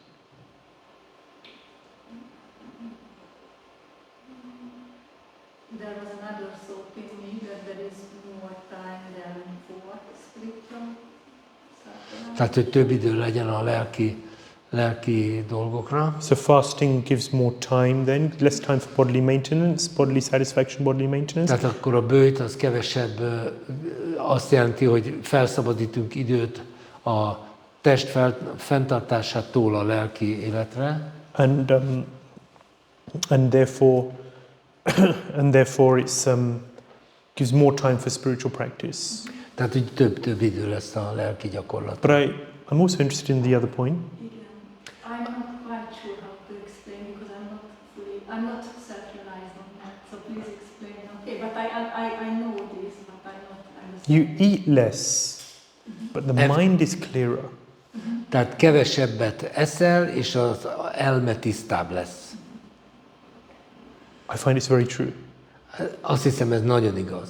When you fasting, grains in particular, Különösen, hogyha a gabonát tagadjuk meg, vagy tehát nem eszünk gabonát. they bring about disturbance in the mind. Sorry? Disturbance. They bring Tehát about disturbance in ugye the a mind. gabona az az elmét zavarja. And it's subtle. Some people say to me, yeah, but when I fast and I can't concentrate on anything because I just want food. Igen, ugye amikor bőjtölök, vannak akik azt mondják, hogy amikor bőjtölök, nem tudok semmi másra csak gondolni, csak a kajára, akkor nem tudok úgy lelki életben haladni. I remember when I was first serving my spiritual master, Srila Shiva Maharaj, Amikor először szolgáltam a lelki tanítómesteremet, őszentséges Srila Sivaram Swamit, and I had to go to help with puja. akkor segítenem kellett neki a puja végzésében. And between 9 and 11, he'd do puja. 9 és 11 között púdzsát szokott csinálni, So you have to be puja clean. tehát akkor puja tisztának kell lenni. So of course I did morning program, then I ran to his house to help. I didn't have any breakfast, nothing to eat, Ugye nothing to a drink. reggeli program után rögtön mentem a házához, nem kaptam reggelit, So you can't eat, you can't drink. That means puja nem clean. lehet enni, nem lehet inni, ugye a puja And then to help tisztasághoz. him with the puja, És akkor segítettem a púdzsában, and then you have to clean up after the puja. aztán föl kell takarítani. By the time everything's finished and done, it's 12. Amikor mindennek vége, akkor már dél van, And then you have to help out with lunch preparations, akkor segíteni kell az ebéd előkészületeivel, setting the table and everything else. megteríteni mindenféle egyéb. And by the time I'm ready to eat, it's 1 o'clock. És amikor már enni lehet, az már 1 óra van, And I'm really hungry, már nagyon éhes vagyok, but lunch is at 1:30. de az ebéd az 1:30-kor van. And you can't eat before your spiritual master. De nem ehetsz, mielőtt a lelki tanítómestered evett. Shastra says you don't eat without the permission of your spiritual master. Sásztra azt mondja, hogy a lelki tanítómester engedélye nélkül nem lehet If the enni. spiritual master calls you, then you eat. If he doesn't call you, or if he forgets, you don't eat. Hogyha a lelki tanítómester hív, akkor ehetsz, ha nem hív, vagy elfelejti, nem ehetsz. So then I would serve prasad. akkor felszolgáltam a praszádomot. And then by the time it was time for me És mire eljött az idő, hogy én egyek, it was 2:30, már 2:30 volt. right? So for days and days and days, 2 weeks, 2 héten át napról napra ez volt. he would come to London for 2 weeks off, usually 2 hétre January. jött Londonba. I wasn't eating until 2:30. 2:30-ig nem kaptam semmit enni. And at first, I was hungry, I was disturbed. Először nagyon éhes voltam, meg voltam zavarodva. I get a little bit cranky when I don't eat És sometimes. egy kicsit ilyen morcos vagyok. Cranky, morcos. Igen? Igen, morcos voltam. And for the first few days, it was disturbing. Tehát az első néhány napban nagyon zavaró volt. But then over time, I found that my mind and senses began to accept and they got used to it. De az volt a tapasztalatom, hogy egy kis idő után az elmém és az érzékeim ezt megszokták, tudomásul vették és nyugodtak. And at first there was this excuse that I can't do my service properly if I don't eat properly. Ugye akkor először jöttek ezek a magyarázatok, hogy ha nem eszem, akkor nem tudom rendesen végezni a szolgálatomat. My mind's too disturbed to serve properly. Az elmém túlságosan zavart ahhoz, hogy rendesen szolgálhassak. No, my mind was too uncontrolled. Nem erről van szó. Az elmém zabolátlan volt. My senses weren't controlled and therefore they were causing disturbance. Ugye, és az okozta zavart, hogy az érzékeim is zabolátlanok And voltak. therefore it's my duty to learn to control the mind and senses. Tehát a kötelességem megtanulni az elmét és az elmének és az érzékeknek a kontrollját. And this is training. Ez a képzés. And that's important for spiritual life. És ez nagyon fontos a lelki életben. So fasting is a part of that training. Tehát a böjtölés ennek a képzésnek a része. And so just to come back to the point, so what I find is that when I'm fasting, then actually the mind can be more peaceful. Érdekes, azt találtam, hogy amikor böjtölök, akkor az elme nyugodtabb, békésebb. Grains, Papa Purusha, the sin personified is in grains. A gabonában ugye a megszemélyesült bűn van jelen. And therefore, on Ekadashi, one day every fortnight, we avoid grains. Minden 2 hétben egy napon át elkerüljük a gabonávést. Just to try and have the experience of going one step deeper in spiritual life. Tehát próbáljuk meg megtapasztalni, milyen az, hogy egy lépéssel mélyebbre megyünk a lelki életben. So, this is study. Ez tanulmány. Yeah, it would Tudás, be easy tanulás. for me to read this and think, that's crazy, that's not relevant in the 21st century. Ugye, mondhatjuk azt, hogy a 21. században ez őrület, ez nem fontos. Who does that? Ki csinálja ezt? There's another place where it says one should live in the forest and wear tree bark. Pardon? One should live in the forest and wear the bark of trees. Igen, azt mondja, hogy az erdőben kell élnünk, és fahácsból készült ruhát viseljünk. We have to remember what is the principle here. Azt kell megértenünk ebből, hogy mi az elv. And in that way we can garner many wonderful insights. És ilyen révén nagyon sok csodálatos meglátásaink lesznek. I chose Vanaprastha ashram because I think this is very relevant for many people here and many of the listeners. Azért vettem a varṇāśrama-ashramot, mert az nagyon fontos és nagyon releváns. Vanaprastha. Vanaprastha-ashramot, mert ez nagyon releváns a jelenlévő. Because it's something which is relatively underdeveloped in our society.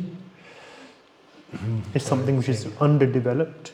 Igen, ez azért is, mert ez a társadalomban nem eléggé fejlett. But the majority of our society will go through or is going through this process. De a mi társaságunknak vagy a közösségünknek egy jelentős része át fog menni, vagy már átmegy ezen a szakaszon. And also how we apply these things will be different for different people. We're all individuals. Az is felmerül a kérdés, hogy hogyan kell ezt a különböző személyeknek a maguk helyzetében alkalmazni. Yeah, and often it will be done in stages, not just one day to the next. Meg aztán lehet, hogy ezt szakaszosan kell csinálni, nem egyszerre. So I just wanted to share those points. Tehát ezt csak meg akartam osztani veletek, ezeket a pontokat. There is a lot more that could be said on the varna and ashrams. Még nagyon sok mindent lehetne a varnáról és az ashramokról beszélni. I'll leave that to your own study and reflection and discussion. Ezt feladom házi feladatnak, és beszéljétek is meg. We're going to stop for a break. Most akkor egy kis szünetet tartunk. 10 minutes. 10 perc. And then we'll continue with Nārada Muni and his instructions for civilized human beings. Nārada Munival folytatjuk, és a civilizált élőlények, emberi lények viselkedéséről lesz szó. And I will give time for questions, I promise. És a végén lesz idő kérdésekre. Varṇāśrama-Bhāgavatam ki Jai. Jai. Hare Krishna. Hare Krishna! So let us continue with the 7th canto. Folytatjuk a 7. ének tárgyalásával. I'm feeling a sense of progress with these sessions now. Úgy érzem, hogy valahogy úgy fejlődnek ezek az alkalmak. I remember a few months ago I was talking about completing all 12 cantos. Emlékszem, hogy néhány hónappal korábban beszéltem arról, hogy mind a 12 éneket be fogjuk And some fejezni. of you were laughing at me, És néhányan kinevettetek emiatt. thinking we'll never do it És azt gondolva, hogy hát sose fogjuk befejezni, because my travels are so extensive. mert hogy annyit utazok. But I feel like we may just, in this lifetime sometime, get there. De most úgy látom, hogy talán ebben az életünkben valamikor eljutunk odáig, hogy befejezzük. Okay, but we won't if I keep talking. Anyway, yeah. So, Nārada Muni. So we've spoken about varnashram Beszéltünk már a varnāśramról, and how this is the basic foundation.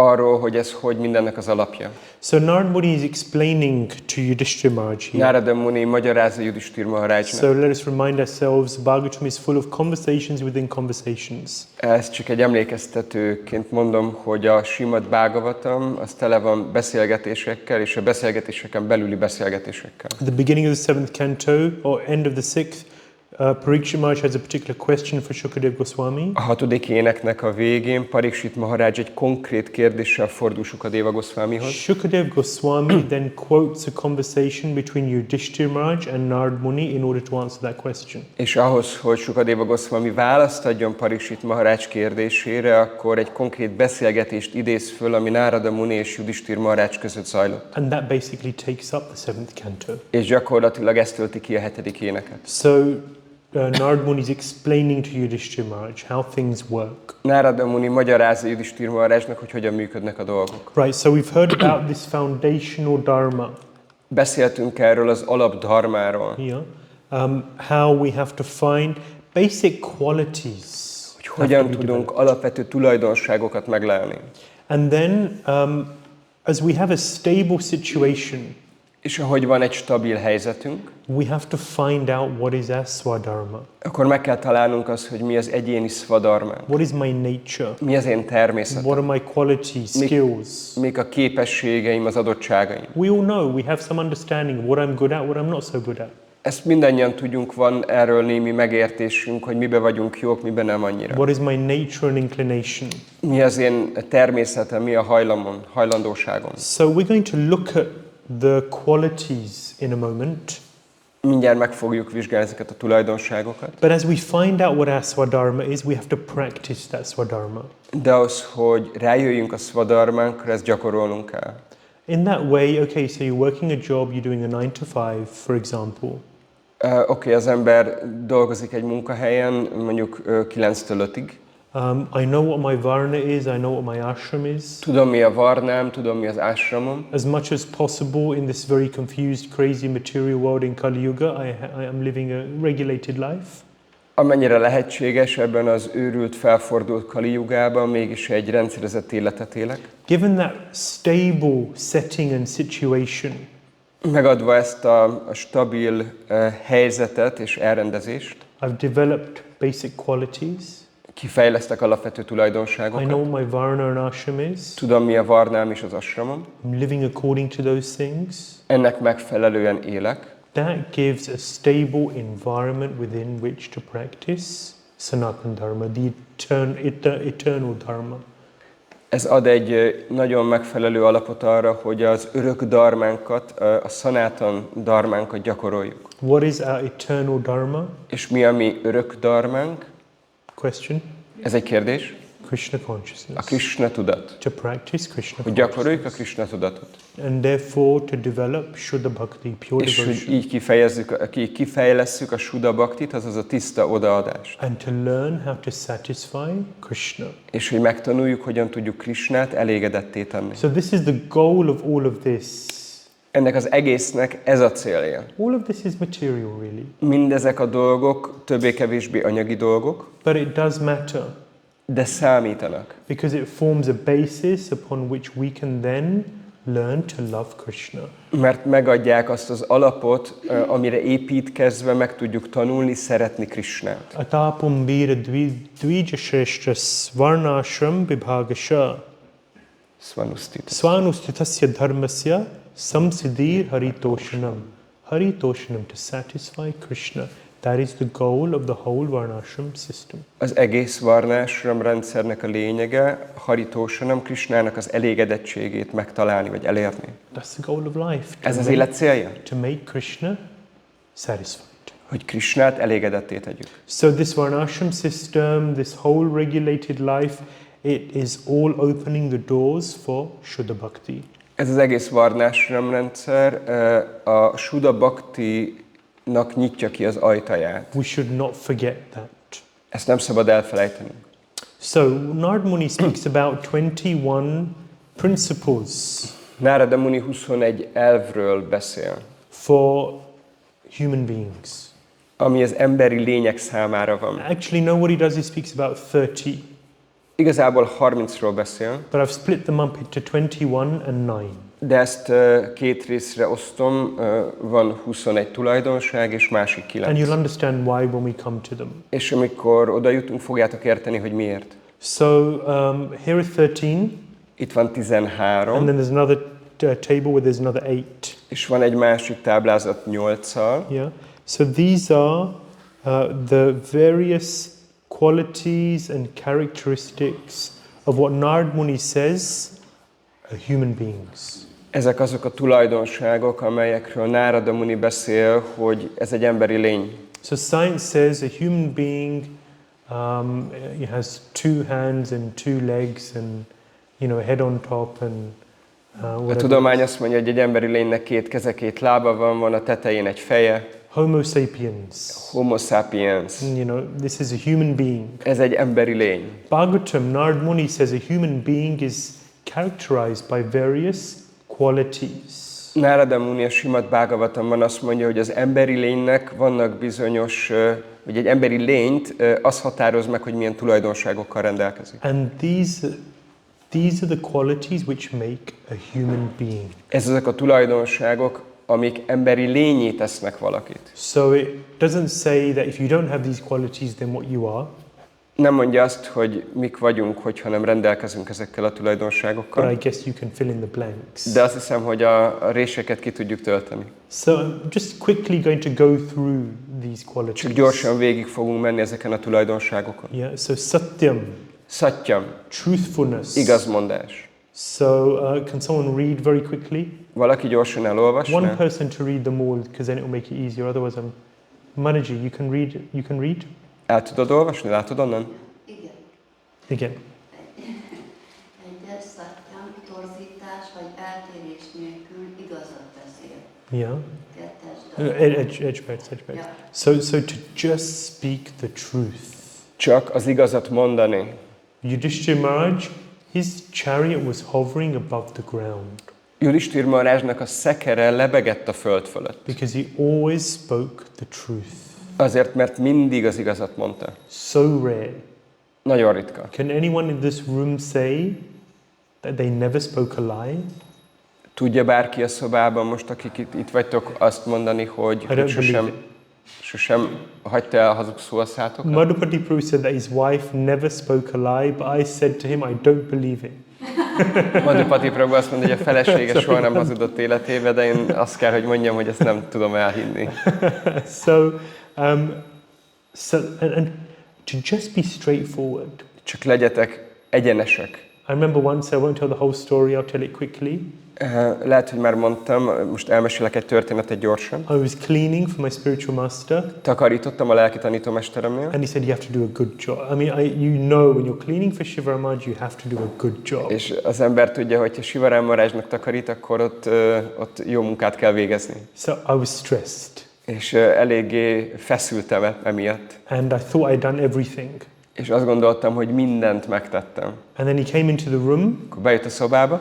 And you know, he sat down and spoke about he spoke about something else. Leült, bejött a szobába, leült és beszélt egy más dologról. And 10 minutes went by.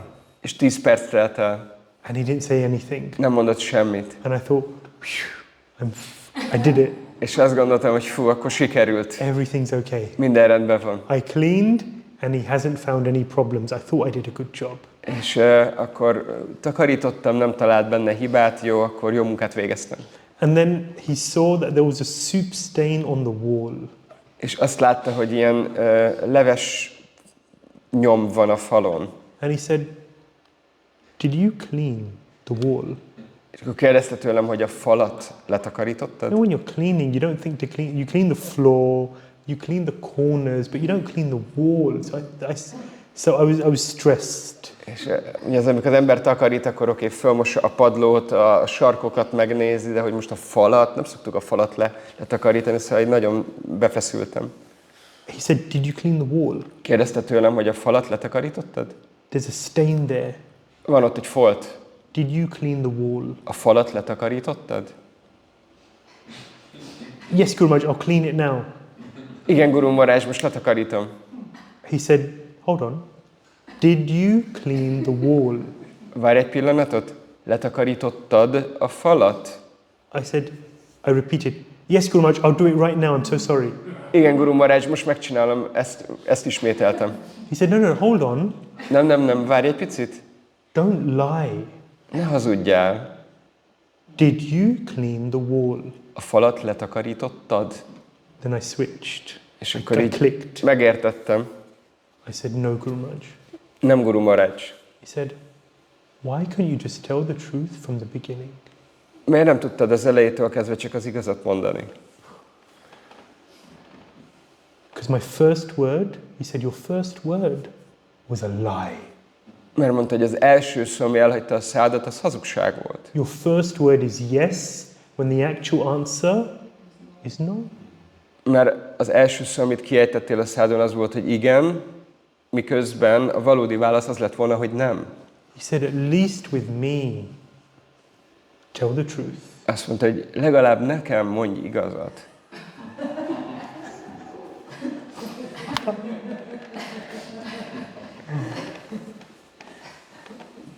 Truthfulness. Igazmondás. A relationship is based on transparency and truthfulness. A kapcsolat az az átláthatóságon és az igazmondáson alapul. I could speak so much on all of them, but I won't. Mindegyikről annyit tudnék beszélni, de nem fogok. Daya. Daya. Mataji. Minden szenvedővel együtt érez. Compassion. To really feel compassion for other living entities. Együttérzés, valódi együttérés, valóban együtt érezni más élőlényekkel szemben. I remember I was just reading books once and I was really trying to focus on compassion. Olvastam egy könyvet, és nagyon próbáltam így fókuszálni erre az együttérzésre. And in that day, that was my theme for the day, to really try and develop a compassion. És arra a napra ez volt a fókuszom, így próbáltam gyakorolni az együttérzést. And it was like 4 o'clock, it was late afternoon, and I saw a man. Késő délután volt, olyan 4 óra felé láttam egy embert. And he had some sort of deformation in his body, so his body was very out of shape. És volt egy ilyen deformáció a testében, és akkor nagyon furcsán állt. And he couldn't walk properly. Nem tudott jól, megfelelően Couldn't járni. talk properly. Couldn't? couldn't talk properly. Nem is tudott megfelelően beszélni. And I just tried, just for a few minutes, I just tried to feel what this person was feeling in day-to-day life. És csak pár pillanatra próbáltam magam beleélni abba a helyzetbe, hogy napról napra ez az ember mit érezhet, mi megy keresztül. This was maybe 12 years ago. I remember I was in Liverpool. It was a marathon. Lehet, hogy az olyan 12 éve volt, amikor Liverpoolban maratonoztam. But I almost cried. I don't cry very easily. Nem szoktam könnyen elsírni magam, de akkor majdnem sírtam. Too hard-hearted. Túl kemény a szívem. But I almost cried. De majdnem sírtam. Trying to experience what his life experience is. Amikor próbáltam elképzelni, vagy beleélni magam, hogy milyen lehet az életről való megélése. Együttérzés, to feel what another person is feeling. Együttérzés, érezni azt, amit egy másik ember érez. Very often in our dealings with other people, with other devotees, then in our community maybe there is a tendency for a lack of compassion. Egy közösségben ott lehet a hajlam, vagy a tendencia arra, hogy az együttérzés, mint tulajdonság hiányozzon. To be sensitive. Érzékenynek lenni. To really understand what another person is experiencing and going through in their lives. Igazából megérteni és átérezni azt, hogy egy másik személy mi megy keresztül az életében. And to really want to help. És hogy igazából akarni segíteni. To really want to serve. Igazából ott legyen a vágy arra, hogy szolgáljunk. Para dukkha dukkhi, para sukha sukhi. To feel happiness in another's happiness and to feel distress at another's distress. Boldogságot érezni, amikor a másik boldog, és szomorúságot tapasztalni, amikor valaki más szomorú. This Nārada Muni says is a quality of a human being. Nārada Muni azt mondja, hogy ez egy emberi lénynek az egyik tulajdonsága. We're not talking about a Vaishnav. Nem egy Vaishnaváról beszélünk, We're talking about a normal human being. hanem egy átlagos emberi lényről. Then tapa, austerity. Aztán ott van a tapa, lemondás.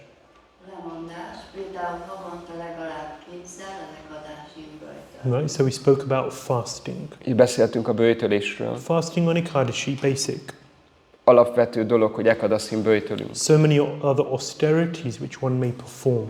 És annyi más lemondást lehet végezni. To share Krishna consciousness with others will be on austerity. Megosztani másokkal a Krishna tudatot, ez is lemondást jelent. But tapyante lokatapena sadhavo prayashojana, Lord Shiva is described that he undertakes austerity in order to benefit humanity. De az Úr Shiva magyarázza, vagy mondja ebben a versben, tapyante lokatapena, hogy lemondást, vagy nehézséget vállalni az emberiség érdekében. Shocham, cleanliness. Shocham, tisztaság.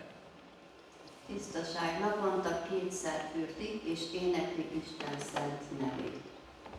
To chant the holy names means cleanliness. Énekelni az Úr szent nevét, ez tisztaságot What jelent. does this mean? Mit jelent ez? So cleaning twice a day your physical body, external cleaning. Külsődlegesen az ember legalább 2-szer naponta megtisztítja a testét. And then chanting the holy names is your internal shower. És a szent név éneklése az pedig a belső zuhanyzás. I'm just taking these definitions from Prabhupada's explanation, word for word translation in this verse. Ezeket a magyarázatokat onnan veszem, hogy Prabhupád a szavankénti fordításban milyen definíciót adott az egyes szavakhoz. Deity worship is another great way to understand what shaucham, what cleanliness is.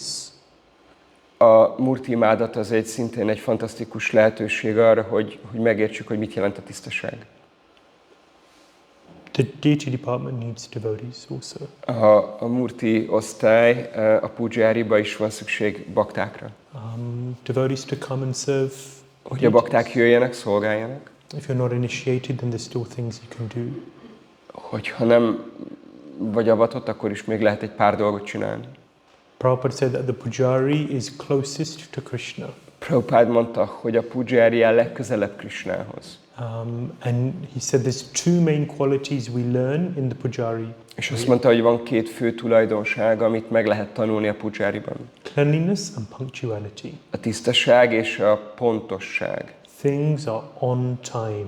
A A dolgoknak időben kell történni. There's no space for lateness. Nincs helye a késésnek. Yeah? And things are clean. És a dolgok tiszták. So this is cleanliness. Ez a tisztaság. If your external environment is clean, then it will be easier for your internal to be clean. Hogyha az embernek a külső körülménye tiszta, akkor sokkal könnyebb belül tisztának lenni. And they say that the state of cleanliness of your external environment is reflective of the state of your internal. És azt mondják, hogy a belső tisztaságunk az a külső környezet tisztaságán tükröződik, vagy megmutatkozik. So go back to your home, go back to your room, go back to your environment and look around. And what you see there is what's here. Menj haza, menj be a szobádba, és nézd meg, hogy mi vesz körben, mert az a belsőnek a tükröződése. Next, titiksha. Következő, titiksa. Béketűrés, nem bosszantják az évszakok változásait, vagy a kényelmetlenségek. I need to look tolerance. Nem, bocsánat. Nem baj. Ja, jó. Bocsánat. Again. So, Prabhupada said the greatness of a man is shown by his ability to tolerate difficult circumstances. Srila Prabhupád azt mondja, hogy egy embernek a nagysága azon mutatkozik meg, hogy mennyire képes tolerálni kihívást jelentő helyzeteket. These days, if you like 24 degrees and the temperature is 26, then you want AC. Napjainkban ugye, hogyha az ember a 24 fokot szereti, és éppen 26 fok van, akkor bekapcsolja a légkondit. If it's 20 degrees, then time for a heater. Hogyha 20 fok van, akkor már itt az ideje fűteni. Our tolerance level is very, very limited. A tolerancia szintünk nagyon korlátozott. Because we have so much convenience on tap. Mert annyi kényelem áll a rendelkezésünkre. I remember when I was in India, I was on a train, I think I've said this before, but Lehet, hogy ezt meséltem már ezt a történetet, emlékszem, amikor Indiában voltam, vonaton utaztam. I was going from Vrindavan to Mayapur. Vrindavanból Mayapurba It was a mentem. 44-hour train journey. 44 órás vonatút volt. And 2 days on an Indian train, my God. 2 napot eltölteni egy indiai vonaton, Istenem. I said never again. Azt mondtam, hogy soha többé. And it was timetable to be a 44-hour train journey. És a menetrend szerint ez egy 44 órás vonatút volt. It was 8 hours late. Nem 8 órát késett. I was like looking around saying, what is going on here? You know, to 8 hours. Ezt gondoltam, hogy mi folyik itt, 8 óra? You know, we only had like, 10 days in Mayapur. 10 napunk volt összesen Basically Mayapurban. one day cut out. Gyakorlatilag egy nap el is ment vele. I had a plan where we're going to go, what we're going to do. Volt egy tervem, hova fogunk menni, mit fogunk csinálni. And I was the only one who seemed to be disturbed. És úgy tűnt, hogy én vagyok az egyetlen, akit ez zavar. Everyone else was just getting on with their lives, you know. Többiek csak úgy mentek tovább az élettel, Looking out the window, néztek ki az ablakon, talking to their friends, beszéltek a barátjukkal, eating snacks, ették a csemegéjüket, playing card games, játszottak, kártyáztak. unaffected, undisturbed, no problems in the world. Nem zavarta őket, nem volt nekik probléma semmi az egész világon. And I was just looking around thinking, what is this? Csak így néztem körbe, mi ez az egész? And my ego was saying, they don't understand the value of time. És akkor az egóm azt mondatta velem, hogy ők nem értik az időnek a jelentőségét. Or they're just tolerant. Vagy inkább csak toleránsak They voltak. just learn to tolerate the inconveniences of life. Csak megtanulták tolerálni az életnek a kellemetlenségeit. They expected problems. Expected. You expect problems. Várták, tehát számítottak arra, hogy probléma lesz. Yeah. They're not constantly going for a perfect life because they've accepted that that's just not the nature of the material world. Nem tűzték ki célul azt, hogy folyamatosan tökéletes lesz az életük, mert elfogadták azt, hogy az élet nem mindig tökéletes. I'm not saying that 8 hours lateness should be the norm. Nem azt mondom, hogy a 8 óra késés legyen az alap, We just said punctuality and cleanliness. hiszen az előbb említettük a tisztaságot és pontosságot. I'm just reflecting on this topic of learning to tolerate life's inconveniences. Inkább csak erről a témáról gondoltam, hogy beszélek, hogy mit jelent elviselni az életben a megpróbáltatásokat. And we all have circumstances where we know that I can't do anything about this situation. És mindannyiunk számára vannak az életben olyan helyzetek, amikor tudjuk, hogy ezzel nem tudunk mit kezdeni. It's beyond my control. Ami az irányításomon túlmutat. And therefore, what do we have to do? Humbly accept. És amit tehetünk, hogy alázatosan elfogadjuk. This is tolerance. Ez a tolerancia. Such an important quality. Ez egy nagyon fontos tulajdonság. For the young people in the room, there aren't many, but if you're listening, if you want a successful married life, Hogyha akartok egy sikeres házas életet, and talk to those in the room or those who you know who are older, then tolerance is one of the most important qualities. akkor a tolerancia az egyik legfontosabb tulajdonság. One of the reasons why there's so many problems Az egyik oka annak, hogy miért van annyi probléma, is because tolerance. We're not trained to tolerate. az a toleranciának a hiánya, nem kaptunk képzést arról, hogy mit jelent tolerálni. Which of these qualities were you taught at school? Melyik ezek közül a tulajdonságok közül az, amelyiket iskolába tanították nekünk? Who had a class on compassion, austerity, Kinek volt olyan tolerance? kurzusa vagy órája, ahol toleranciáról vagy tisztaságról tanult? No. These things are not taught at school, but they're the most important life skills and qualities. Ezeket nem tanítják iskolába, habár a legfontosabb készségek az ember élethez. These are the qualities of human being.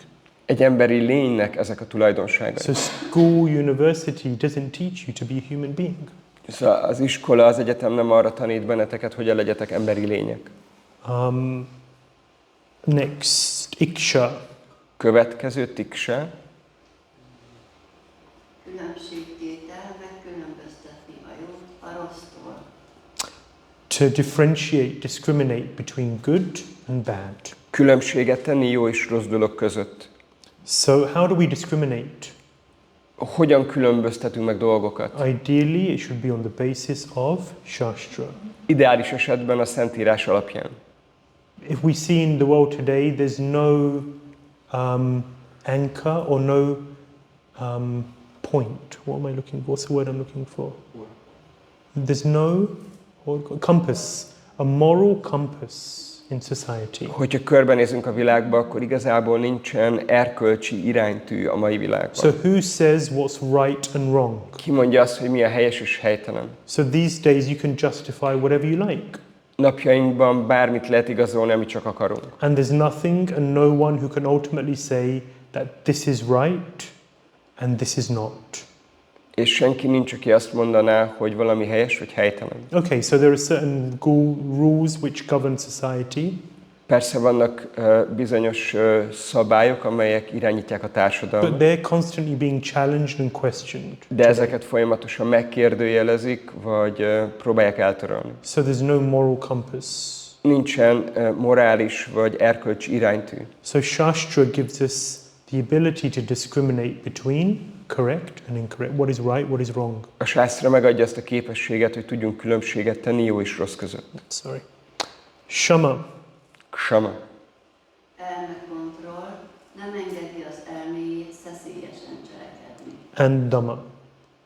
És van a dama. Érzékkontroll, nem engedi az érzékeit kontroll nélkül cselekedni. So mind control and sense control. Elmekontroll, érzékkontroll.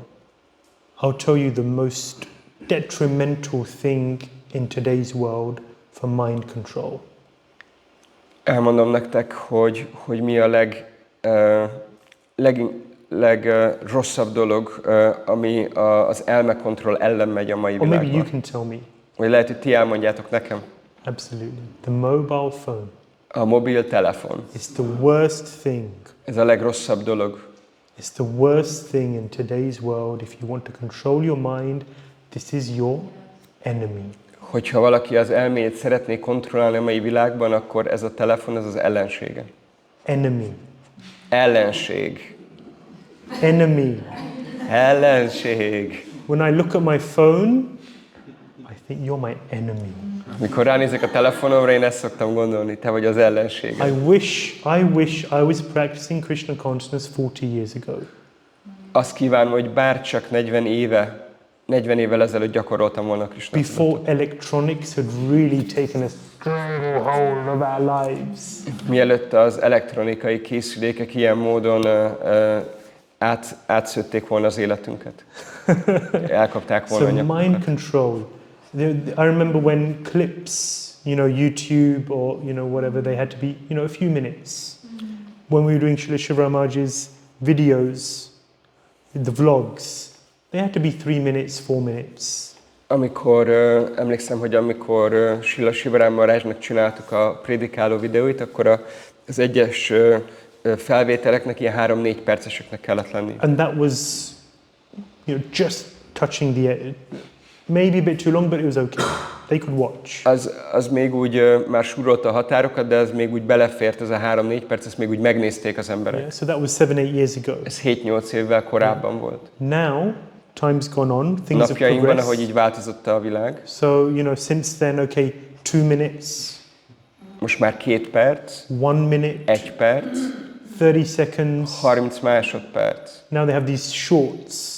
És akkor most vannak ezek a shortok. Sorry to sound so uneducated, Sajnálom, hogyha nagyon ilyen tanulatlannak hangzik. but I've never been on social media, and De a közösségi médiában nem voltam soha annyira I jelen. don't ever want to be on social És nem is media. akarok jelen lenni. But 10 seconds, 20 seconds is a kind of acceptable amount of time. 10 másodperc, 20 másodperc, most már ezek az elfogadott időegységek. Because I don't have the time or the patience or the attention span to watch anything longer. Mert már nincs meg az a képességem, az a figyelem, vagy az a hajlandóság, hogy ennél hosszabbat képes legyek megnézni. So the attention span, the ability to focus on one thing for any period of time has gone down significantly. A figyelmi képesség, hogy egy adott dologra hosszú időn keresztül tudja koncentrálni, ez nagyon nagy mértékben csökkent. That's a real problem. Ez egy igazi probléma. If you want to hear the holy name for 2 hours, 16 Hogyha valaki naponta 2 órát szeretné hallani a szent nevet. Nishta means, one definition of nishta A nistának az egyik definíciója, is that you can sit down and hear the holy name and just the holy name for 2 hours, 16 rounds. hogy az ember csak leül, és 2 órán keresztül akkor képes arra, hogy csak egyszerűen hallja a szent nevet. So, sense control, mind control is very important. Az érzékkontroll, elmekontroll nagyon fontos. So young people who are in the ashram, I often tell them that do not leave the temple until you can chant 16 rounds with focus and attention. That means sitting in one place. Szoktam mondani a fiataloknak, hogy ne költözzetek ki addig a templomból, míg nem vagytok képesek arra, hogy egy ültő helyetekbe tudjatok 16 kört Mahamantrát csapázni. Because once you leave the temple, there'll be very little time to really focus and cultivate that kind of... Mert amint az ember kiköltözik a templomból, nagyon kis lehetősége lesz arra, hogy erre igazából fókuszáljon. Okay, next, ahimsa. Erőszak nélküliség nem teszi ki az élőlényeket szenvedésnek. Do not inflict harm upon other living entities. Ne okozzunk bántalmat más élőlényeknek, vagy ne bántsunk más élőlényeket. So of course we're vegetarian or vegan. Persze vegetáriánusok, vegánok vagyunk. Another aspect of ahimsa is to not to inflict mental harm upon other living De az entities. ahimsa magában foglalja azt is, hogy elmében vagy tudatban nem okozunk kárt másoknak. How sensitive are we in our interactions with other devotees? Más baktákkal való kapcsolatainkban mennyire vagyunk érzékenyek? How well do we choose our words? Milyen jól válogatjuk meg a szavainkat? And how much do our words and interactions cause disturbance to other devotees? devotees. És a szavaink, az interakciónk, a viszonyulásunk mennyire okoz nehézséget, zavart más It's baktáknak. another aspect of ahimsa. Ez az ahimszának egy másik aspektusa. Next, brahmacharyam. Következő brahmacharya. A mag visszatartása, a helytelen használattól tartózkodás. Shastra describes that this material world is maitun agar. It's a prison house of lust. A sásztra, a szentírások leírják, hogy ez az anyagi világ, ez egy börtön, a kéjnek a börtöne. And it's you can't sell toothpaste without using lust these days. Még fogkrémet sem lehet eladni, hogyha nem keverjük bele valahogy a kéjt a mai időben. It's such a central part of day-to-day life. A mindennapi életnek annyira elementáris részévé vált. But in order to focus, why do we separate men and women? People often ask. Emberek sokszor kérdezik, hogy a férfiakat és a nőket miért választjuk Why el. do men sit on one side, women sit on another? Férfiak az egyik oldalon ülnek, a nők a másikon. It's because Rupa Goswami says, Yuvati nam yatha yuni, yunam cha yuvato yatha, manobhiramate tadvan, manome ramatam tvai. He says, just like a young boy's mind irrevocably goes towards a young girl. Sukadeva Goswami mondja, hogy... Rupa Goswami. Rupa Goswami mondja, hogy ahogy egy fiatal fiúnak az elméje megállíthatatlanul vonzódik egy fiatal lányhoz. And a young girl's mind goes irrevocably, uncontrollably towards a young boy. És hogy egy fiatal lánynak a tudata, elméje, akkor megállíthatatlanul, visszavonhatatlanul megy egy fiatal fiú felé. In the same way, O Krishna, O Lord, allow my mind uncontrollably, irrevocably go towards you and only you. Ugyanígy, drága Uram Krishna, akkor kérlek segíts abban, hogy az elmém ugyanígy vonzódjon hozzád, és csak kizárólag hozzád. This has to be the heartfelt prayer. Ez kell, hogy legyen egy ilyen szívből jövő ima. So men and women are a distraction for one another in spiritual progression. A lelki fejlődés szempontjából a férfiak és nők egymásra olyan hatással vannak, ami eltereli a figyelmüket. And therefore brahmacharya, to practice brahmacharya is a concept which actually is relevant throughout the varnas. A brahmacharya gyakorlás az egy olyan dolog, amit az összes ásramban gyakorolni kell. Tyaga. Tyaga. Jövedelmének legalább 50%-át eladom. 50% of your income. 50%-át a jövedelemnek. Many places Prabhupada says 50%. Sok helyen Prabhupada mondja 50%. Some places he says at least 50%. Aztán Prabhupada valahol azt mondja, hogy legalább 50%. And then he says minimum 10%. De aztán mondja, hogy minimum 10%.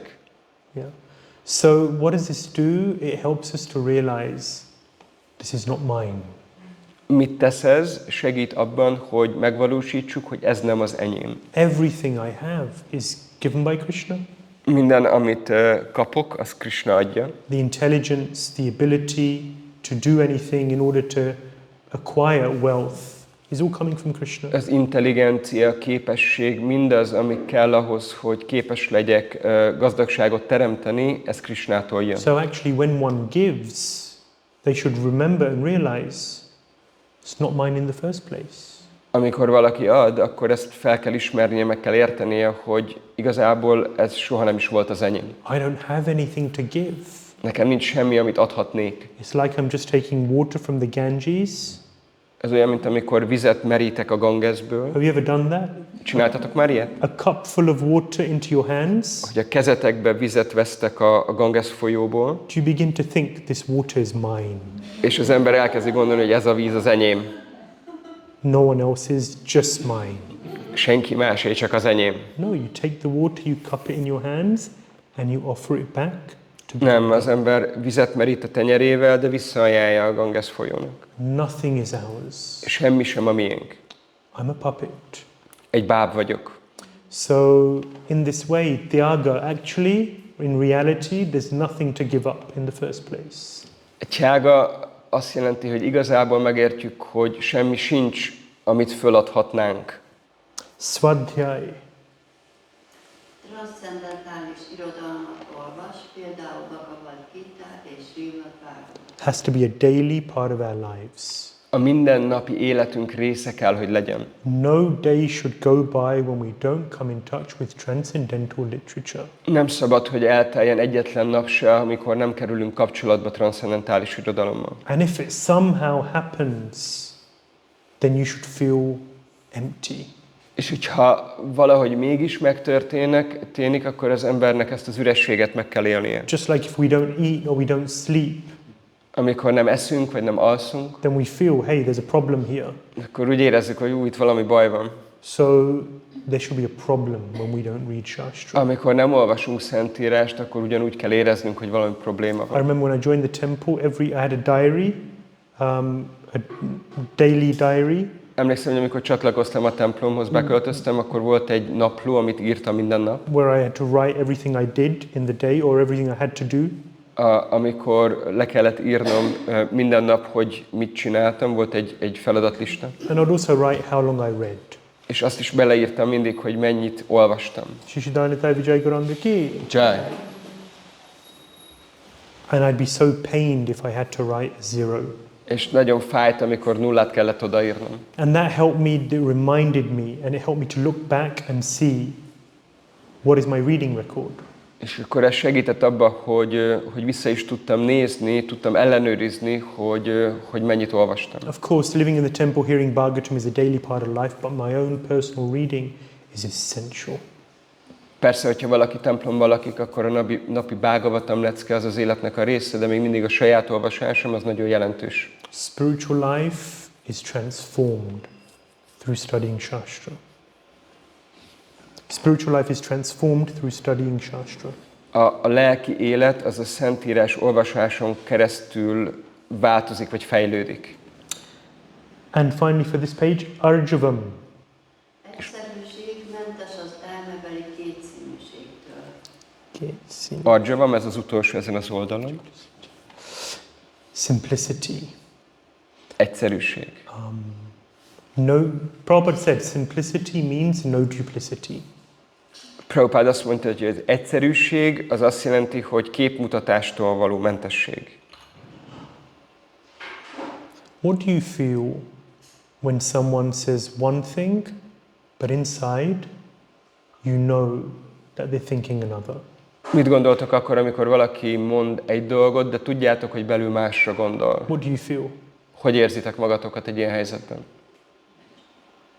Cheated? Becsapva. Yeah. Anyone else? Valaki más? I'm thinking that I am doing it as well sometimes. Honest? Őszinte? It's an honest reflection. So Mataji said that I'm also thinking that I do it sometimes too. So, you know, her nature is to reflect on herself first. Mataji azt mondta, hogy akkor így tud azon gondolkozni, hogy néha ezt ő is csinálja. Ugye ez egy ilyen nagyon őszinte befelé tekintés. And Mahaprabhu was saying that when you see this tendency of duplicity, of non-simplicity, you feel like, I want to be away from this person. I want some distance here. Máté Prabhu pedig azt mondta, hogy amikor látni ezt a kétszínűséget, ami ugye az egyszerűségnek az ellentéte, akkor az ember azt érzi, hogy inkább csak távolságot akar tartani attól a személytől. What do you feel when you come across someone who's simple? És mit éreztek akkor, amikor egy olyan személlyel kerültek kapcsolatba, aki nagyon egyszerű? Refreshing. Az nagyon felfrissítő. So there's a difference between being simple and being a simpleton. Simple? Simpleton. Együgyű. Aha, nagyon nagy a különbség a között, hogy valaki egyszerű, vagy együgyű. So a simpleton is someone who doesn't know what's going on in the world. Az együgyűség azt jelenti, hogy valaki nem érti, hogy mi történik, mi zajlik a világban. Not grounded, not in connection with reality. Nincs kapcsolatban a valósággal, nem földhöz ragadt. So that's not the recommendation of Shastra. Nem ezt javasolják a Szentírás. The recommendation of Shastra is to be straightforward. A Szentírások azt javasolják, hogy legyünk őszinték. And that's a beautiful quality. Ez egy csodálatos tulajdonság. A very attractive quality. Nagyon vonzó tulajdonság. I can think of 2 or 3 names in my head when I think of someone who's simple. Néhány név megjelenik az elmémben, amikor ez az egyszerűségre gondolok, mint tulajdonságra. And they're loved by all. És mindenki szereti őket. Because it's attractive. Mert vonzó, It's beautiful. gyönyörű. And you can trust that person. És valaki megbízható, hogyha ilyen. Okay, like I said, wonderful qualities to reflect on. Csodálatos tulajdonságok, amiken így lehet meditálni. Wonderful gifts from Nārada Muni. Csodálatos ajándékok Nārada Munitól. Santosha, satisfaction. Sorry, yes. Elégedettség, szantos. Oh, bocsánat. Okay. Megelégszik azzal, ami különös erőfeszítés nélkül megszerezhető. Yes, right. Yeah, I'm satisfied. Elégedett vagyok. Satisfied with whatever comes. Elégedett vagyok mindennel, ami jön. Modern society trains us to always strive for more. A modern társadalom arra képez bennünket, hogy mindig többre törekedjünk. More, more, more and more. Többre, többre és még többre. Never satisfied. Ne legyen az ember soha elégedett. It's never good enough. Soha nem elég jó. We have this attitude Bennünk van ez a hajlam, for the pleasure of Krishna. Krishna elégedettségére. But for myself, I'm satisfied with whatever Krishna gives. De saját magam szempontjából elégedett vagyok mindennel, amit Krishna ad. But to serve my spiritual master, to serve the Vaishnavas, to serve Krishna, I'm never satisfied. De a lelki tanítómesteremet szolgálva, Krishnát próbálva elégedetté tenni, sosem vagyok elégedett, mindig többet szeretnék. This requires mind control. Ehhez szükség van elmekontrollra. It requires sense control. Szükséges ehhez az érzékkontroll. It requires humility. Alázat kell hozzá. I'm satisfied with my lot. I'm satisfied. Elégedett vagyok azzal, ami megadatik nekem. And if I try and get more now, then it just means I'll have less later. És hogyha most próbálok többet megkapni, mint amennyi járna, akkor az azt jelenti, hogy kevesebb lesz később. So there's a certain point where the effort becomes over endeavor. Van egy pont, ahol az erőfeszítés már túlzott törekvéssé válik. That's when we lose balance between material and spiritual life. Ezen a ponton veszítjük el az egyensúlyt a lelki és anyagi életünk között. So endeavor should be there, Ott kell, hogy legyen az erőfeszítés, törekvés, but not, the Sanskrit is for over endeavor, prayasa. prayasa. Szanszkritul ez a prayasa szó mondja a túlzott törekvést. Yeah, so balance is very important. Ugye az egyensúly nagyon fontos. And I'm satisfied with what comes from that balanced endeavor. És elégedett vagyok mindennel, ami ebből az egyensúlyban tartott erőfeszítésből megnyilvánul. Samadrik seva. Szolgálja a szenteket, akik nem tesznek különbséget élőlények között, hanem valamennyi léleknek látják. Great souls, to serve great souls. This is a human quality. Ez egy emberi tulajdonság, hogy vágyni arra, hogy szolgálhassunk nagy személyiséget. Nārada Muni, first canto, son of a maidservant. Nārada Muni első énekben ugye egy szolgáló lánynak a fia. He gets the opportunity to serve the Bhaktivedantas. Megkapja a lehetőséget, hogy szolgálja a Bhaktivedantát. Great souls who have no other interest but Krishna. Nagy lelkek, akiknek nincs más érdeke, mint Krishna. And through that, Nārada Muni also gains taste for spiritual life. És rajtuk keresztül akkor Nārada Muni is ízt tud meríteni a lelki életből. So to serve great souls. Szolgálni nagy lelkeket. Gramya eha uparama shanai. Fokozatosan elhagyja a szükségtelen foglalatosságokat. So to give up, gradually leave unnecessary engagements. Fokozatosan elhagyni a szükségtelen tevékenységeket. We were talking about varṇāśrama ashram. Beszéltünk már a varṇāśrama ashramról. Taking care of the family is essential as a grihasta. Grihasztaként, családosként a családról való gondoskodás ez egy központi elem. But when the children come of age, De amikor a gyerekek felnőnek, then that same duty becomes a poison. akkor ugyanez a kötelesség akkor az méreggé válik So később. one has to be very observant and understand when is this my duty and when does the same thing become detrimental for my spiritual progression. Az embernek nagyon kell értenie, hogy meddig van, hogy ez az én kötelességem, és egy ponton az már méreggé válik. And therefore to give up unnecessary activities. Ezért egy ponton fel kell adni a szükségtelen cselekedeteket. Rinam viparya iha. Megfigyeli az emberiség felesleges tetteinek a céltalanságát. Helping people in need. Segíteni a szükségben lévő embereket. Give people food when they're hungry. Adni embereknek ételt, amikor éhesek. Build a well in Africa. Build a well in a poor country. Építeni kutakat egy szegény országban, Afrikában. So many good things we can do Annyi jó dolog van, amit tehetünk, to make the world a better place. hogy jobbá tegyük a világot. Correct? Igaz?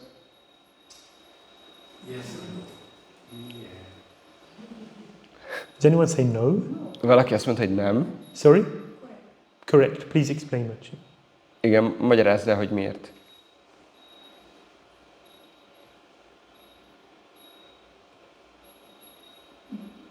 I'm gonna give. Compassion. Yes. And the Yes. expression of compassion. Yes. Action. Yes. Ugye That's why we do things. kell, hogy legyen ez az együttérzés bennünk, vagy ez a kegyesség, és ennek a megnyilvánulása, az tettekben fejeződik ki, ez kell, hogy legyen ez a tulajdonságunk. I give one of my kidneys to someone who needs a kidney.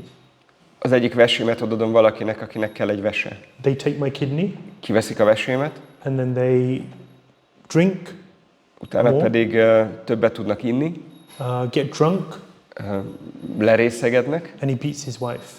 és megveri a feleségét. I have to take part in that karma. Akkor részt kell vennem abba a karmába.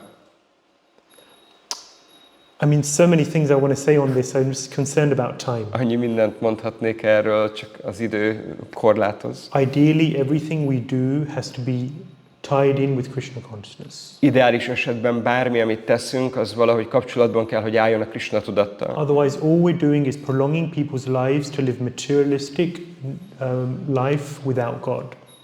Különben nem csinálunk más, csak valamilyen módon meghosszabbítjuk emberek életét, hogy egy istentelen életet éljenek. To be sharp, we're just extending their lives so they can sin some more. Igazából csak meghosszabbítjuk az életüket, hogy több bűnt tudjanak elkövetni. To be sharp. Hogy ezt élesen kell érteni. But we have a solution. De van megoldásunk. We don't give people food. Nem adunk embereknek ételt, We give them prasadam, hanem prasadamot adunk nekik, which is offered to Krishna. ami fel van ajánlva Krishnának. We have various projects where we are helping people. We are helping those who need. Vannak különleges projektjeink, ahol igazából segítünk embereknek, akiknek szüksége van rá. But in a way that they learn, that gives them the opportunity to learn about Krishna and therefore make something useful of this life.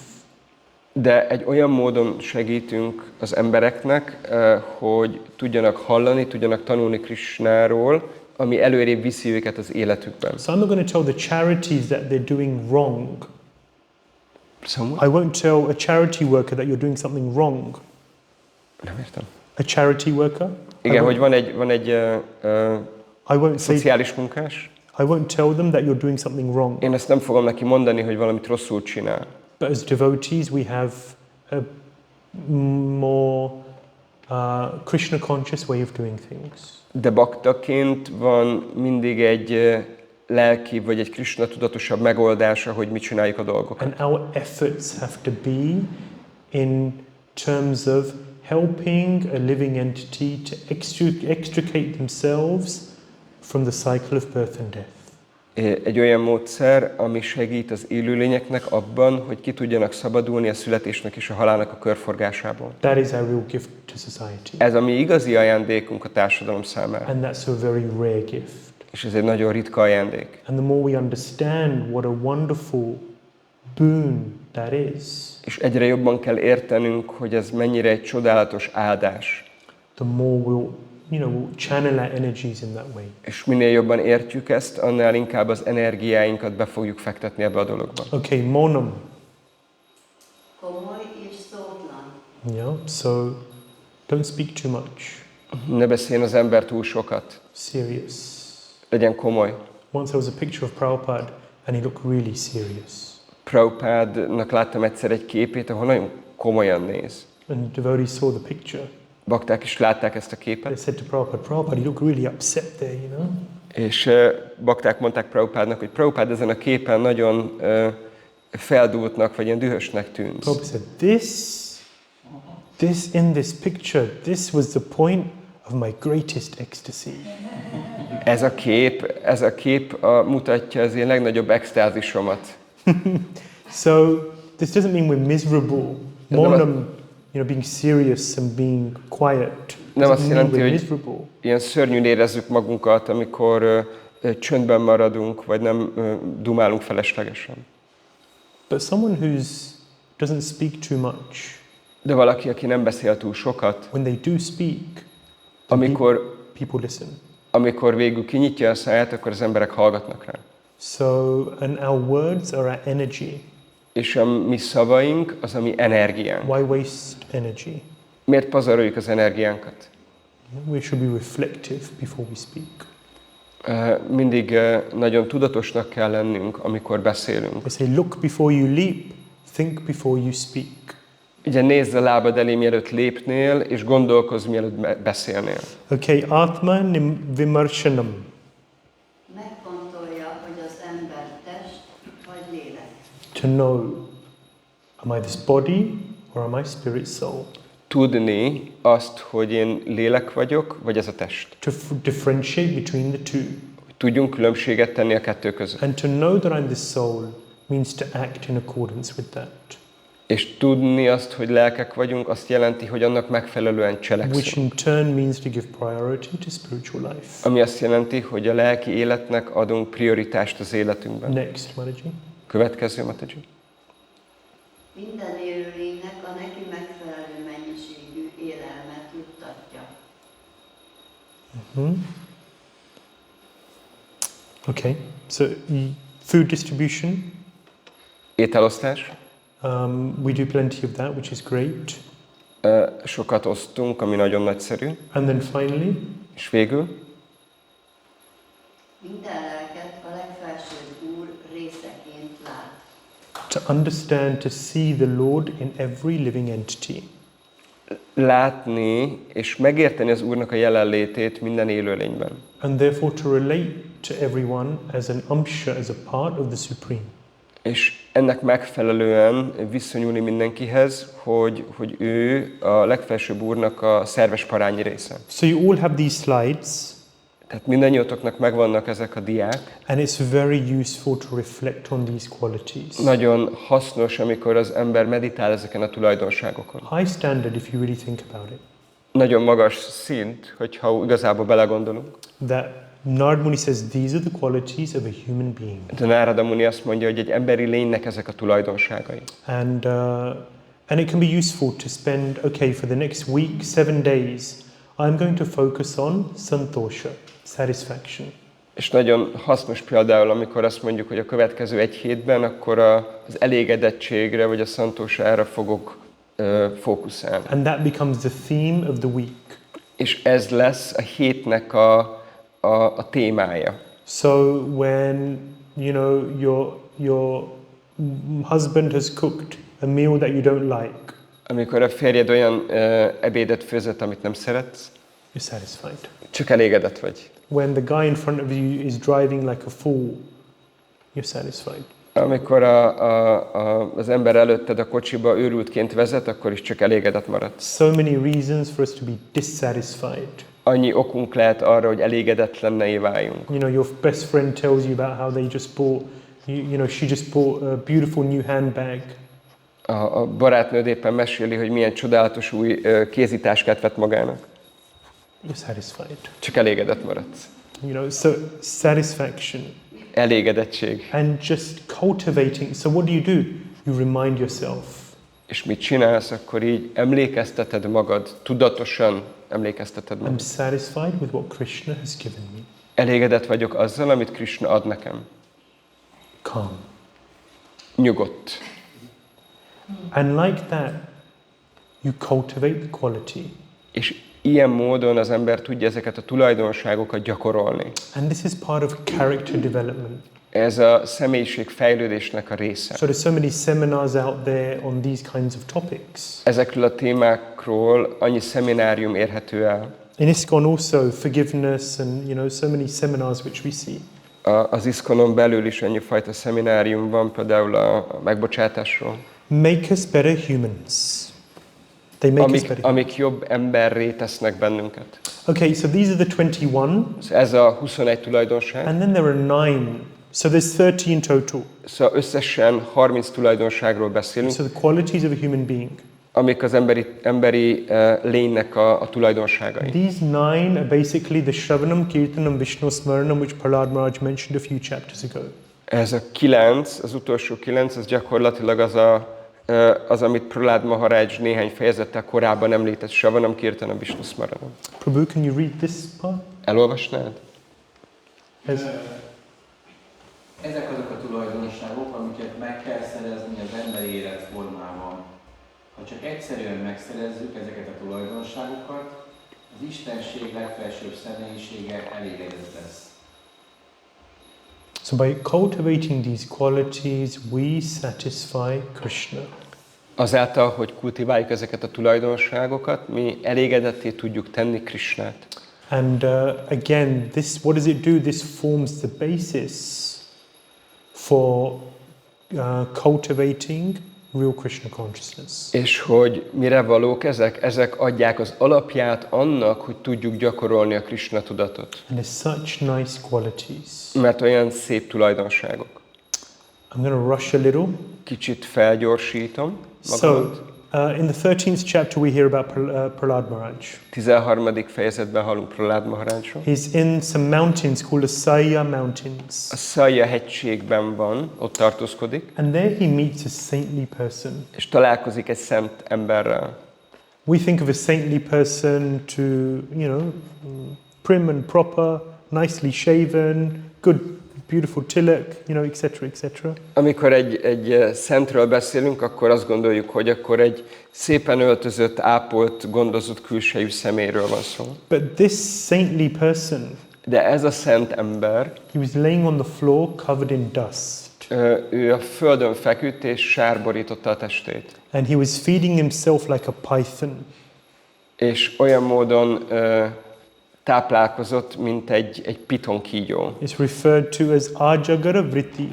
Ajagara Vritti-nek tekintették, vagy úgy utaltak rá. When Prahlad Maharaj saw this person, because of his own exalted status, he could see that this was not an ordinary person. Amikor Prahlad Maharaj látta ezt a személyt, akkor megértette a saját fejlettségének a birtokában, hogy nem egy közönséges személyről van szó. They say it takes one to know one.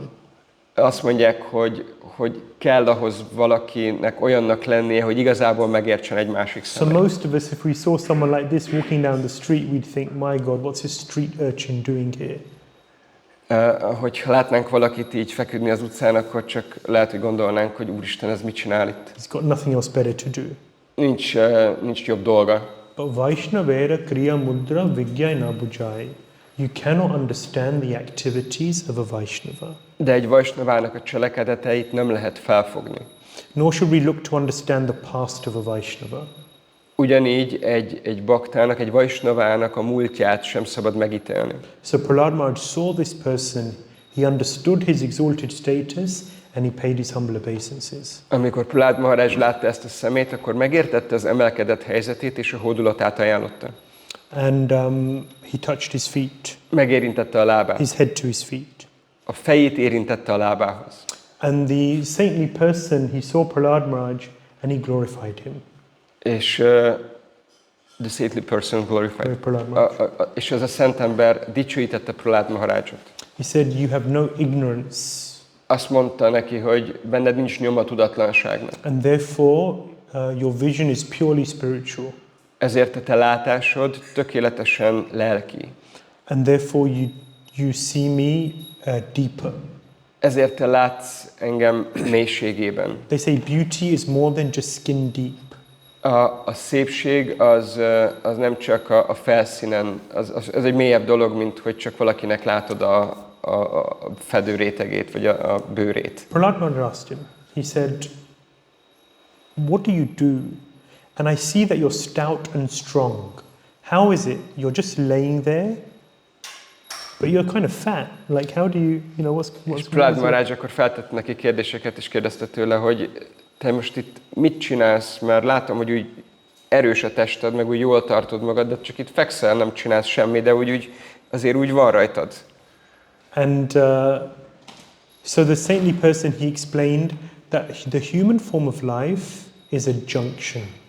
És akkor ez a szent ember magyarázta, hogy az emberi létforma az olyan, mint egy kereszteződés, egy útelágazás. You can go this way or you can go that way. Erre is mehetsz, és arra is mehetsz. You can either go towards pavarga or apavarga. Pravarga vagy apavarga felé is lehet menni benne. So apavarga is liberation. Az apavarga az a felszabadulás. So an individual can direct their activities, the human form of life, towards liberation or towards material entanglement. Egy emberi lény irányíthatja úgy a tetteit, hogy ez a felszabadulás felé vezesse, vagy pedig az anyagi kötöttségeknek a megerősödése felé. And he explained that this word pavarga, which means material life, in Sanskrit is made up of 5 letters. A pavarga szó az egy szanszkrit kifejezés, azt jelenti, hogy lekötöttség. Pa, pa, ba, pa, ma. Ezekből a szavakból áll. So the first pa refers to parishrama. Az első pa szótag az a parishrama szóra utal. So basically what this word does is it elaborates on the nature of materialistic life. Mi történik itt? Ugye ez a kifejezés igazából bemutatja a materialista életnek a tulajdonságait, vagy jellemzőit. Parishrama means hard labor. Parishrama azt jelenti, hogy kemény munka. In order to live in this world and just to have shelter and food, you have to work hard. Csak azért, hogy az embernek legyen fedél a feje fölött, és tudjon mit tenni, ebben a világban keményen kell dolgozni. There's no free lunches in this world. Ebben a világban nincsenek ingyen ebédek. When I graduated from university, I got my dream job. I became a banker. Amikor befejeztem az egyetemet, akkor megszereztem az álommunkámat, bankár lettem. Of course, by that time, I was practicing Krishna consciousness. Persze addigra már gyakoroltam a Krishna tudatot. And had a different perspective on the world. És akkor már más elképzelésem volt addigra a világról. And you know, the reason I wanted to do this job is because you get paid well. És a fő ok, amiért akartam ezt a munkát végezni, hogy ezt jól megfizetik. But they made you work hard. De nagyon keményen kellett dolgozni. The average day was at least 12 hours. Az átlagos nap legalább 12 óra volt. But many days with 13, 14, 15 hours. De volt, hogy 13, 14, 15 óra. I remember coming home when there was a project on. I remember coming home at 1 o'clock, 2 o'clock, 3 o'clock in the morning. Emlékszem, hogy amikor volt egy konkrét projekt, akkor volt olyan, hogy hajnal 1-kor, 2-kor, 3-kor értem haza. I had to be back in work by 8 a.m. És 8 reggel már vissza kellett érnem a munkába. I thought, why am I doing this? Gondoltam, miért csinálom ezt? Of course I was doing it because the devotees told me to. Persze csináltam, mert a bakták mondták nekem, hogy csináljam. They said, earn money and give it to us. Mondták, hogy keres pénzt, ad nekünk. I thought, okay, if that's what Krishna wants. A Krishna ezt akarja. And then after a year and a half, I thought, forget it. És másfél év után pedig csak gondoltam, felejtsük el az egészet. Parishrama, hard work. Parishrama, kemény munka. That's why I mentioned the verse, hogs, dogs, camels and asses. Asses have to work hard. Ugye ezért hoztam föl példaként ezt a verset, ahol erről a 4 állatról kutya, disznó, tehén, vagy teve és szamár, tehát róluk van szó. Ugye a szamár az, aki nagyon keményen dolgozik. For what? Just a bit of food. Miért? Egy kis ételért? So, parishrama. Pa, az a parishrama. Then there's fena. És van a fa, vagy a féna. Fena refers to the foam at the mouth. Ez a féna szó, ez a szájban megjelenő habról szól. So as a result of hard work, you may foam at the mouth. A kemény munka eredményeként az embernek habzódhat a szája. Prabhupada says horses, they're foaming at the mouth. Prabhupád hozza a lovakat példaként, nekik habzik a szájuk. As a result of this, there is bondage. Ennek eredményeképp disappointment. akkor ott van a csalódás, csalódottság. You work hard. Keményen dolgozol. You get the material facilities you're looking for from that hard work. Abból a kemény munkából megkapod azokat az anyagi körülményeket, amiket kerestél. But they don't satisfy. De nem adnak elégedettséget. They don't satisfy. Nem tesznek elégedettet. They don't really give you what you're looking for. Nem adják meg azt, amit igazából keresel. The illusion is, az illúzió az, once I get this, hogyha egyszer ezt megkapom, then I'll be happy. Akkor boldog leszek. Then I'll have everything I was looking for. Akkor mindent megkapok, amit csak kerestem. And everything will be wonderful. És minden csodálatos lesz. And I'll skip into the sunset. És akkor csak így elsétálok a naplementében. With pink hearts flying around. És akkor ilyen rózsaszín szívecskék fognak körülöttem repkedni a levegőben. And I will be happy. És boldog leszek. I'll be happy. Boldog leszek. The nature of this world is disappointment. De ennek a világnak a természete a csalódottság. Who's felt this disappointment?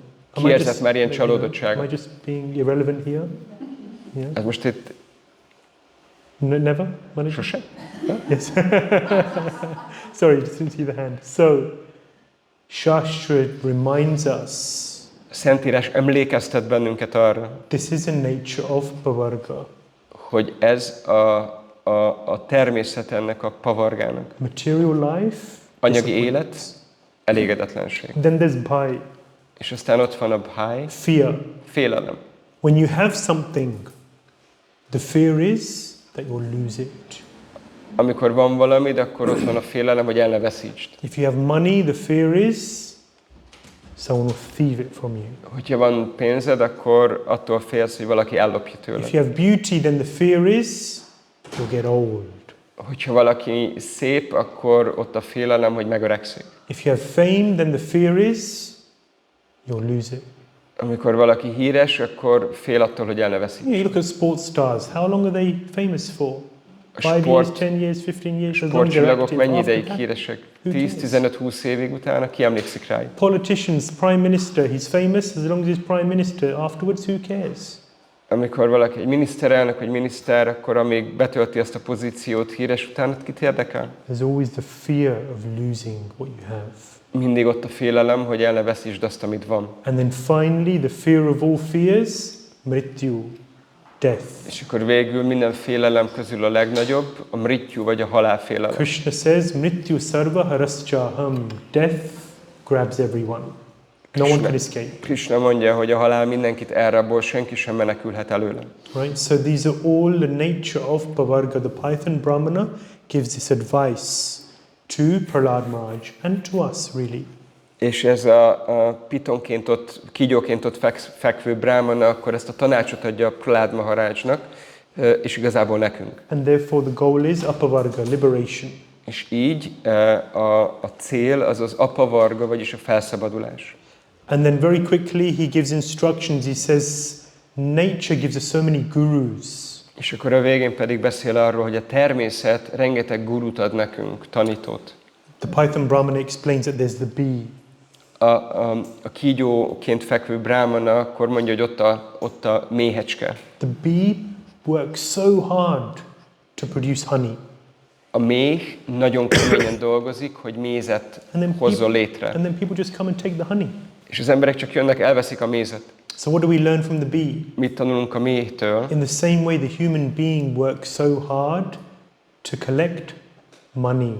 Hasonló módon az ember nagyon keményen dolgozik, hogy pénzt gyűjtsön. Money is the honey. A pénz az a méz. Yeah. And then what happens? A thief comes and steals the money. Aztán mi történik? Jön egy tolvaj és ellopja azt a pénzt. But the bee remains detached. De a méh akkor elkülönült marad.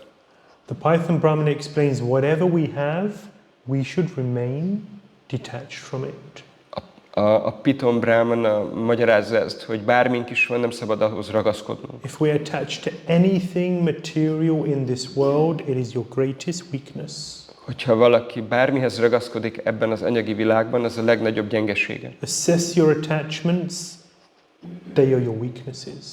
Mérd föl a ragaszkodásaidat, azok a gyengeségeid. And that is where the material energy, Krishna, will poke. És ez az a pont, ahol Krishna, pontosabban az anyagi energia, akkor meg fog szurkálni. Same. Krishna, energy, material energy, same. Krishna és az anyagi energia ilyen értelemben ugyanaz. Maya is Krishna's agent. Mája, ő Krishnának az ügynöke. And then learn from the python, he says. We should learn from És the meg python. kell tanulnunk ettől a pitontól. The python lays there, A piton csak ott fekszik, waiting vár. for prey. Várja az áldozatát. But he's satisfied with whatever comes. De elégedett azzal, ami jön. Satisfaction. Elégedettség. Satisfaction with whatever comes from non-extreme endeavor. Elégedettség mindennel, ami a nem túlzott erőfeszítésből megnyilvánul. Non-excessive endeavor is a better way to say. Nem a túlzott erőfeszítésből. Okay.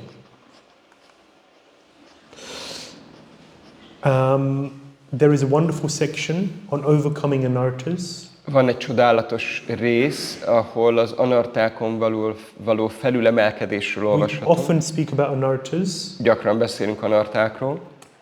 Bhagavatam 15th chapter 7th canto gives us various anarthas and how to overcome them. A 15. fejezet ennek a 7. éneknek nagyon szép leírást ad arról, hogy az anartáktól hogyan szabadulhatunk meg. What I want to leave you with is the story of Nārada Muni.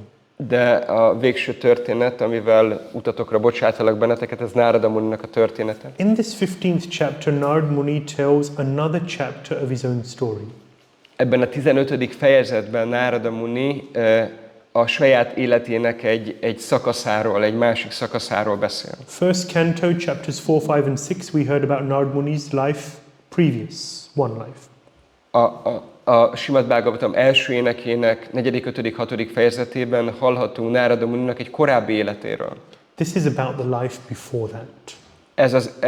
Ez a rész pedig még az előtti életéről szól. Very interesting. Nagyon, nagyon különleges, So in his érdekes. previous life, Nārada Muni was son of a maidservant, 5 years old, had nothing. Előző életében Nārada Muni egy cselédnek volt a fia, akinek semmilyen nem volt. Wasn't very good looking, Nem volt túl jó kinézetű, not many good qualities. nem volt sok jó tulajdonsága. Why was he in that situation? Miért volt ebben a helyzetben? He explains now in the 15th chapter, the 7th canto. A 7. ének 15. fejezetében elmeséli. He's telling Yudhishthira Maharaj. Meséli Judhishthira Maharajnak. He says, in my previous life, I was a Gandharva. Mondja, hogy előző életemben, azt megelőző életemben egy Gandharva His voltam. name was Upabarhana. Upabarhanának hívták. Very handsome, Nagyon jóképű volt. beautiful singing voice. Gyönyörűen tudott énekelni. When he sung, all of the ladies surrounded him. Amikor énekelt, akkor az összes hölgy körbevette. He was very popular, men and women, both. Hölgyek, urak között is nagyon népszerű volt. But he says, because of being surrounded by women, because of being so attractive, lust was constantly disturbing him. De mivel hölgyek körbevették, akkor a kép folyamatosan zavarta őt. It was an intoxicating experience. Ez egy mámorító élmény volt a számára. Everything has a positive and a negative. Mindennek van jó vagy rossz oldala, pozitív vagy negatív That's oldala. the nature of this world. Everything has duality. Ez a természet ennek a világnak, hogy mindenhol kettősségek vannak. Nothing is all good, nothing is all bad. Semmi sem csak jó vagy csak rossz. They say when something's bad, look on the bright side of life. Amikor valami rossz, akkor szoktuk mondani, hogy nézd meg a dolognak a jó oldalát. I was complaining about how hard I had to work when I was working. Ugye panaszkodtam amiatt, hogy mennyire keményen kellett dolgoznom, amikor dolgoztam. But it taught me many things. De nagyon sok dologra megtanított. Everything bad has a good side.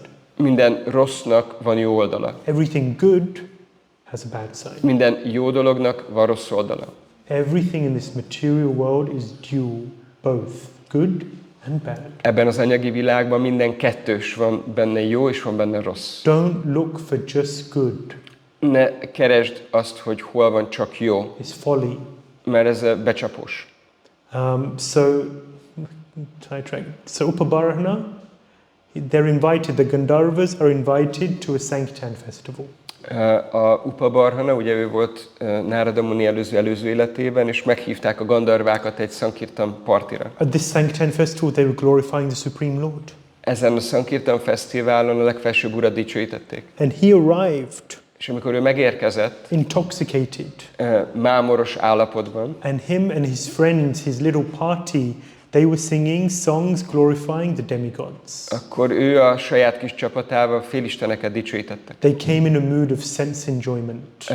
Az élvezet, az érzéki élvezet hangulatában érkeztek oda. It was at odds with the prevailing environment. De az ottani környezethez képest ez nagyon eltérő volt. So the progenitors, the Prajapatis, they were organizing the festival. A Prajapatik, az ősnemző személyek szervezték ezt a fesztivált. They cursed him for transgressing etiquette. Megátkozták, hogy átlépte az etikettet. We curse you.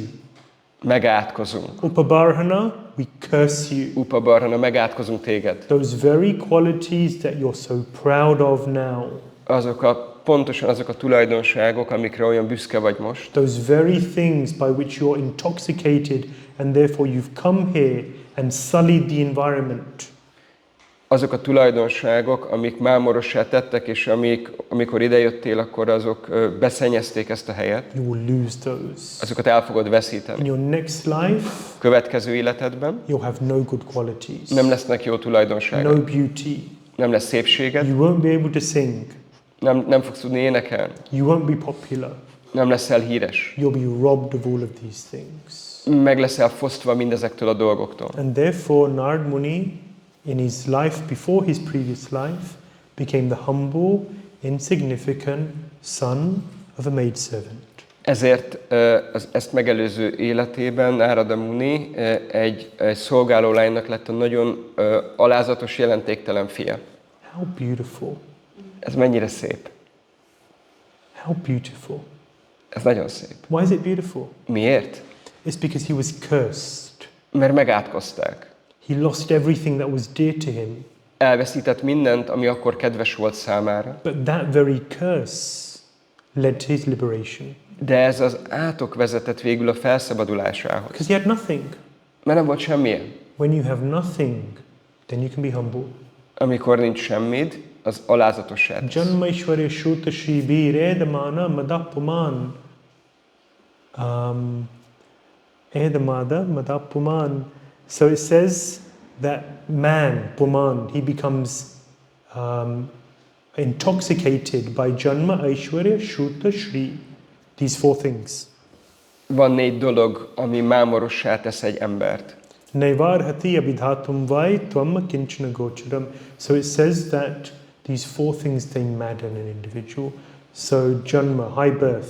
Ugye ez a 4 dolog, ez őrültté tesz egy egyént. Ebből az első, ez a janma, vagy a születés, magas születés. Aishwarya, opulence. Aishwarya, az gazdagság. Shri, intelligence, beauty. A Shri az azt jelenti, hogy szépség. Shruta, intelligence. Shukta az pedig azt jelenti, hogy intelligencia. These things, they madden an individual. Ezek őrülték, ezek a tulajdonságok képesek őrülté tenni valakit. They make one proud. Büszkévé tesznek valakit. Danger is there. Ott van a veszély. Not necessary, but that's a danger. Nem szükségszerűen, de ott van a veszély. It's a choice. Ez egy választás, egy And döntés. therefore it's difficult to really take shelter. Ezért nagyon nehéz ilyen helyzetben menedéket venni. So this curse stripped Nārada Muni of everything he had. Ez az átok Nārada Munit megfosztotta mindentől, ami korábban a birtokában volt. And therefore when the Bhaktivedantas came, he could worship them and serve them with a pure heart. Ezért amikor jöttek a Bhaktivedanták, akkor egy tiszta szívvel tudta őket szolgálni és imádni. With all respect. Minden tiszteletével. With full attention. Teljes figyelemmel. He heard from them. Hallott tőlük. By taking their remnants. Elfogadta az ételmaradékukat. By hearing their talks. És hallgatta az And elbeszéléseiket. by satisfying them, making them happy with his service. És a szolgálatával elégedetté tette őket. These three things ez a 3 dolog gave him taste for Krishna Katha, Vasudeva Katharuchi. Akkor ízt adott neki a Krishna Katha iránt, Vasudeva Katharuchi. And that is how Nārada Muni became the great preacher that he is. The great? Preacher that he is. Ez így vált Nārada Muni azzá a nagyszerű prédikátorrá, aki ő. And with that we end the 7th canto. Ezzel fejezzük be a 7. éneket. So beautiful pastime of Prahlad Maharaj.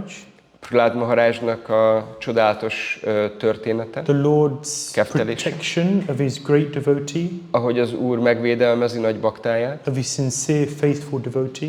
Egy nagyon őszinte és hithű bakta. And then Nārada's instructions of how we can all get there. És Náradának az utasításai, hogy mindannyian hogyan tudunk eljutni odáig. Step by step. Lépésről lépésre. And that is varṇāśrama. Ez pedig a varṇāśrama. I thank you all for your kind attention. Nagyon szépen köszönöm mindannyiótoknak a megtisztelő figyelmeteket. It's been a wonderful journey, the 7th canto.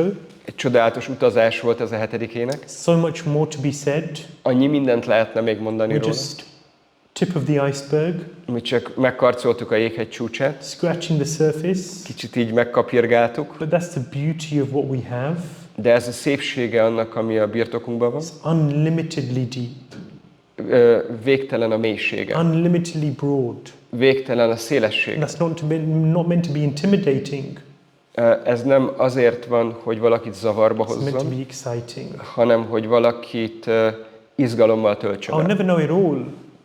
I'll never know it all. Sose fogok mindent megtudni, But I want to know more de többet akarok and tudni. more És többet. and imbibe more.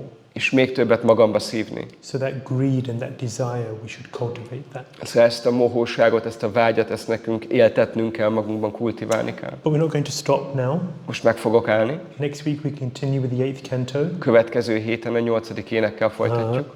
Another range of adventures.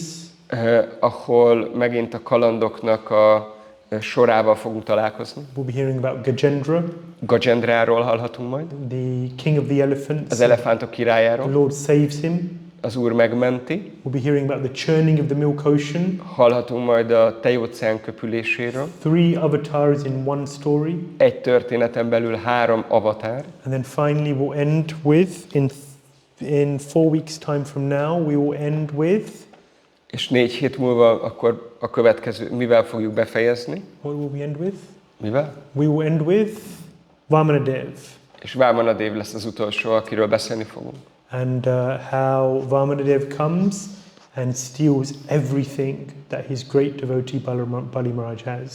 Hogy Vamanadev, amikor eljön, akkor hogyan veszel mindent, ami a nagy baktájától, Bali Maharajtól. And how Bali Maharaj reacts to being stripped of everything he has. És hogy Bali Maharaj hogyan reagál akkor, amikor mindentől megfosztják, amilyen csak van.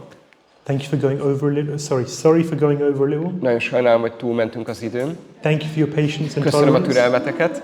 I'm just giving you an opportunity to practice these qualities that we've been going over today. Adok lehetőséget, hogy gyakoroljátok azokat a tulajdonságokat, amikről itt beszéltünk, ez a türelem, és That's my only purpose, I promise. ez az egyetlen célom, ígérem. It's not because I love the sound of my own voice. Nem azért, mert imádom a saját hangomat hallani. Śrīmad-Bhāgavatam ki. Jai. Tribhavana Sundar Shri Radha-Shyam Sundar ki. Jai. Shri Siddhānita Vijay Gauranga ki. Jai. Srila Prabhupada ki. Jai. Nittai Gaur Premanandi. Hari Hari Bol. Ānanda Caitanya Prabhu ki jai. Gaur Bhakta Brinda ki. Jai.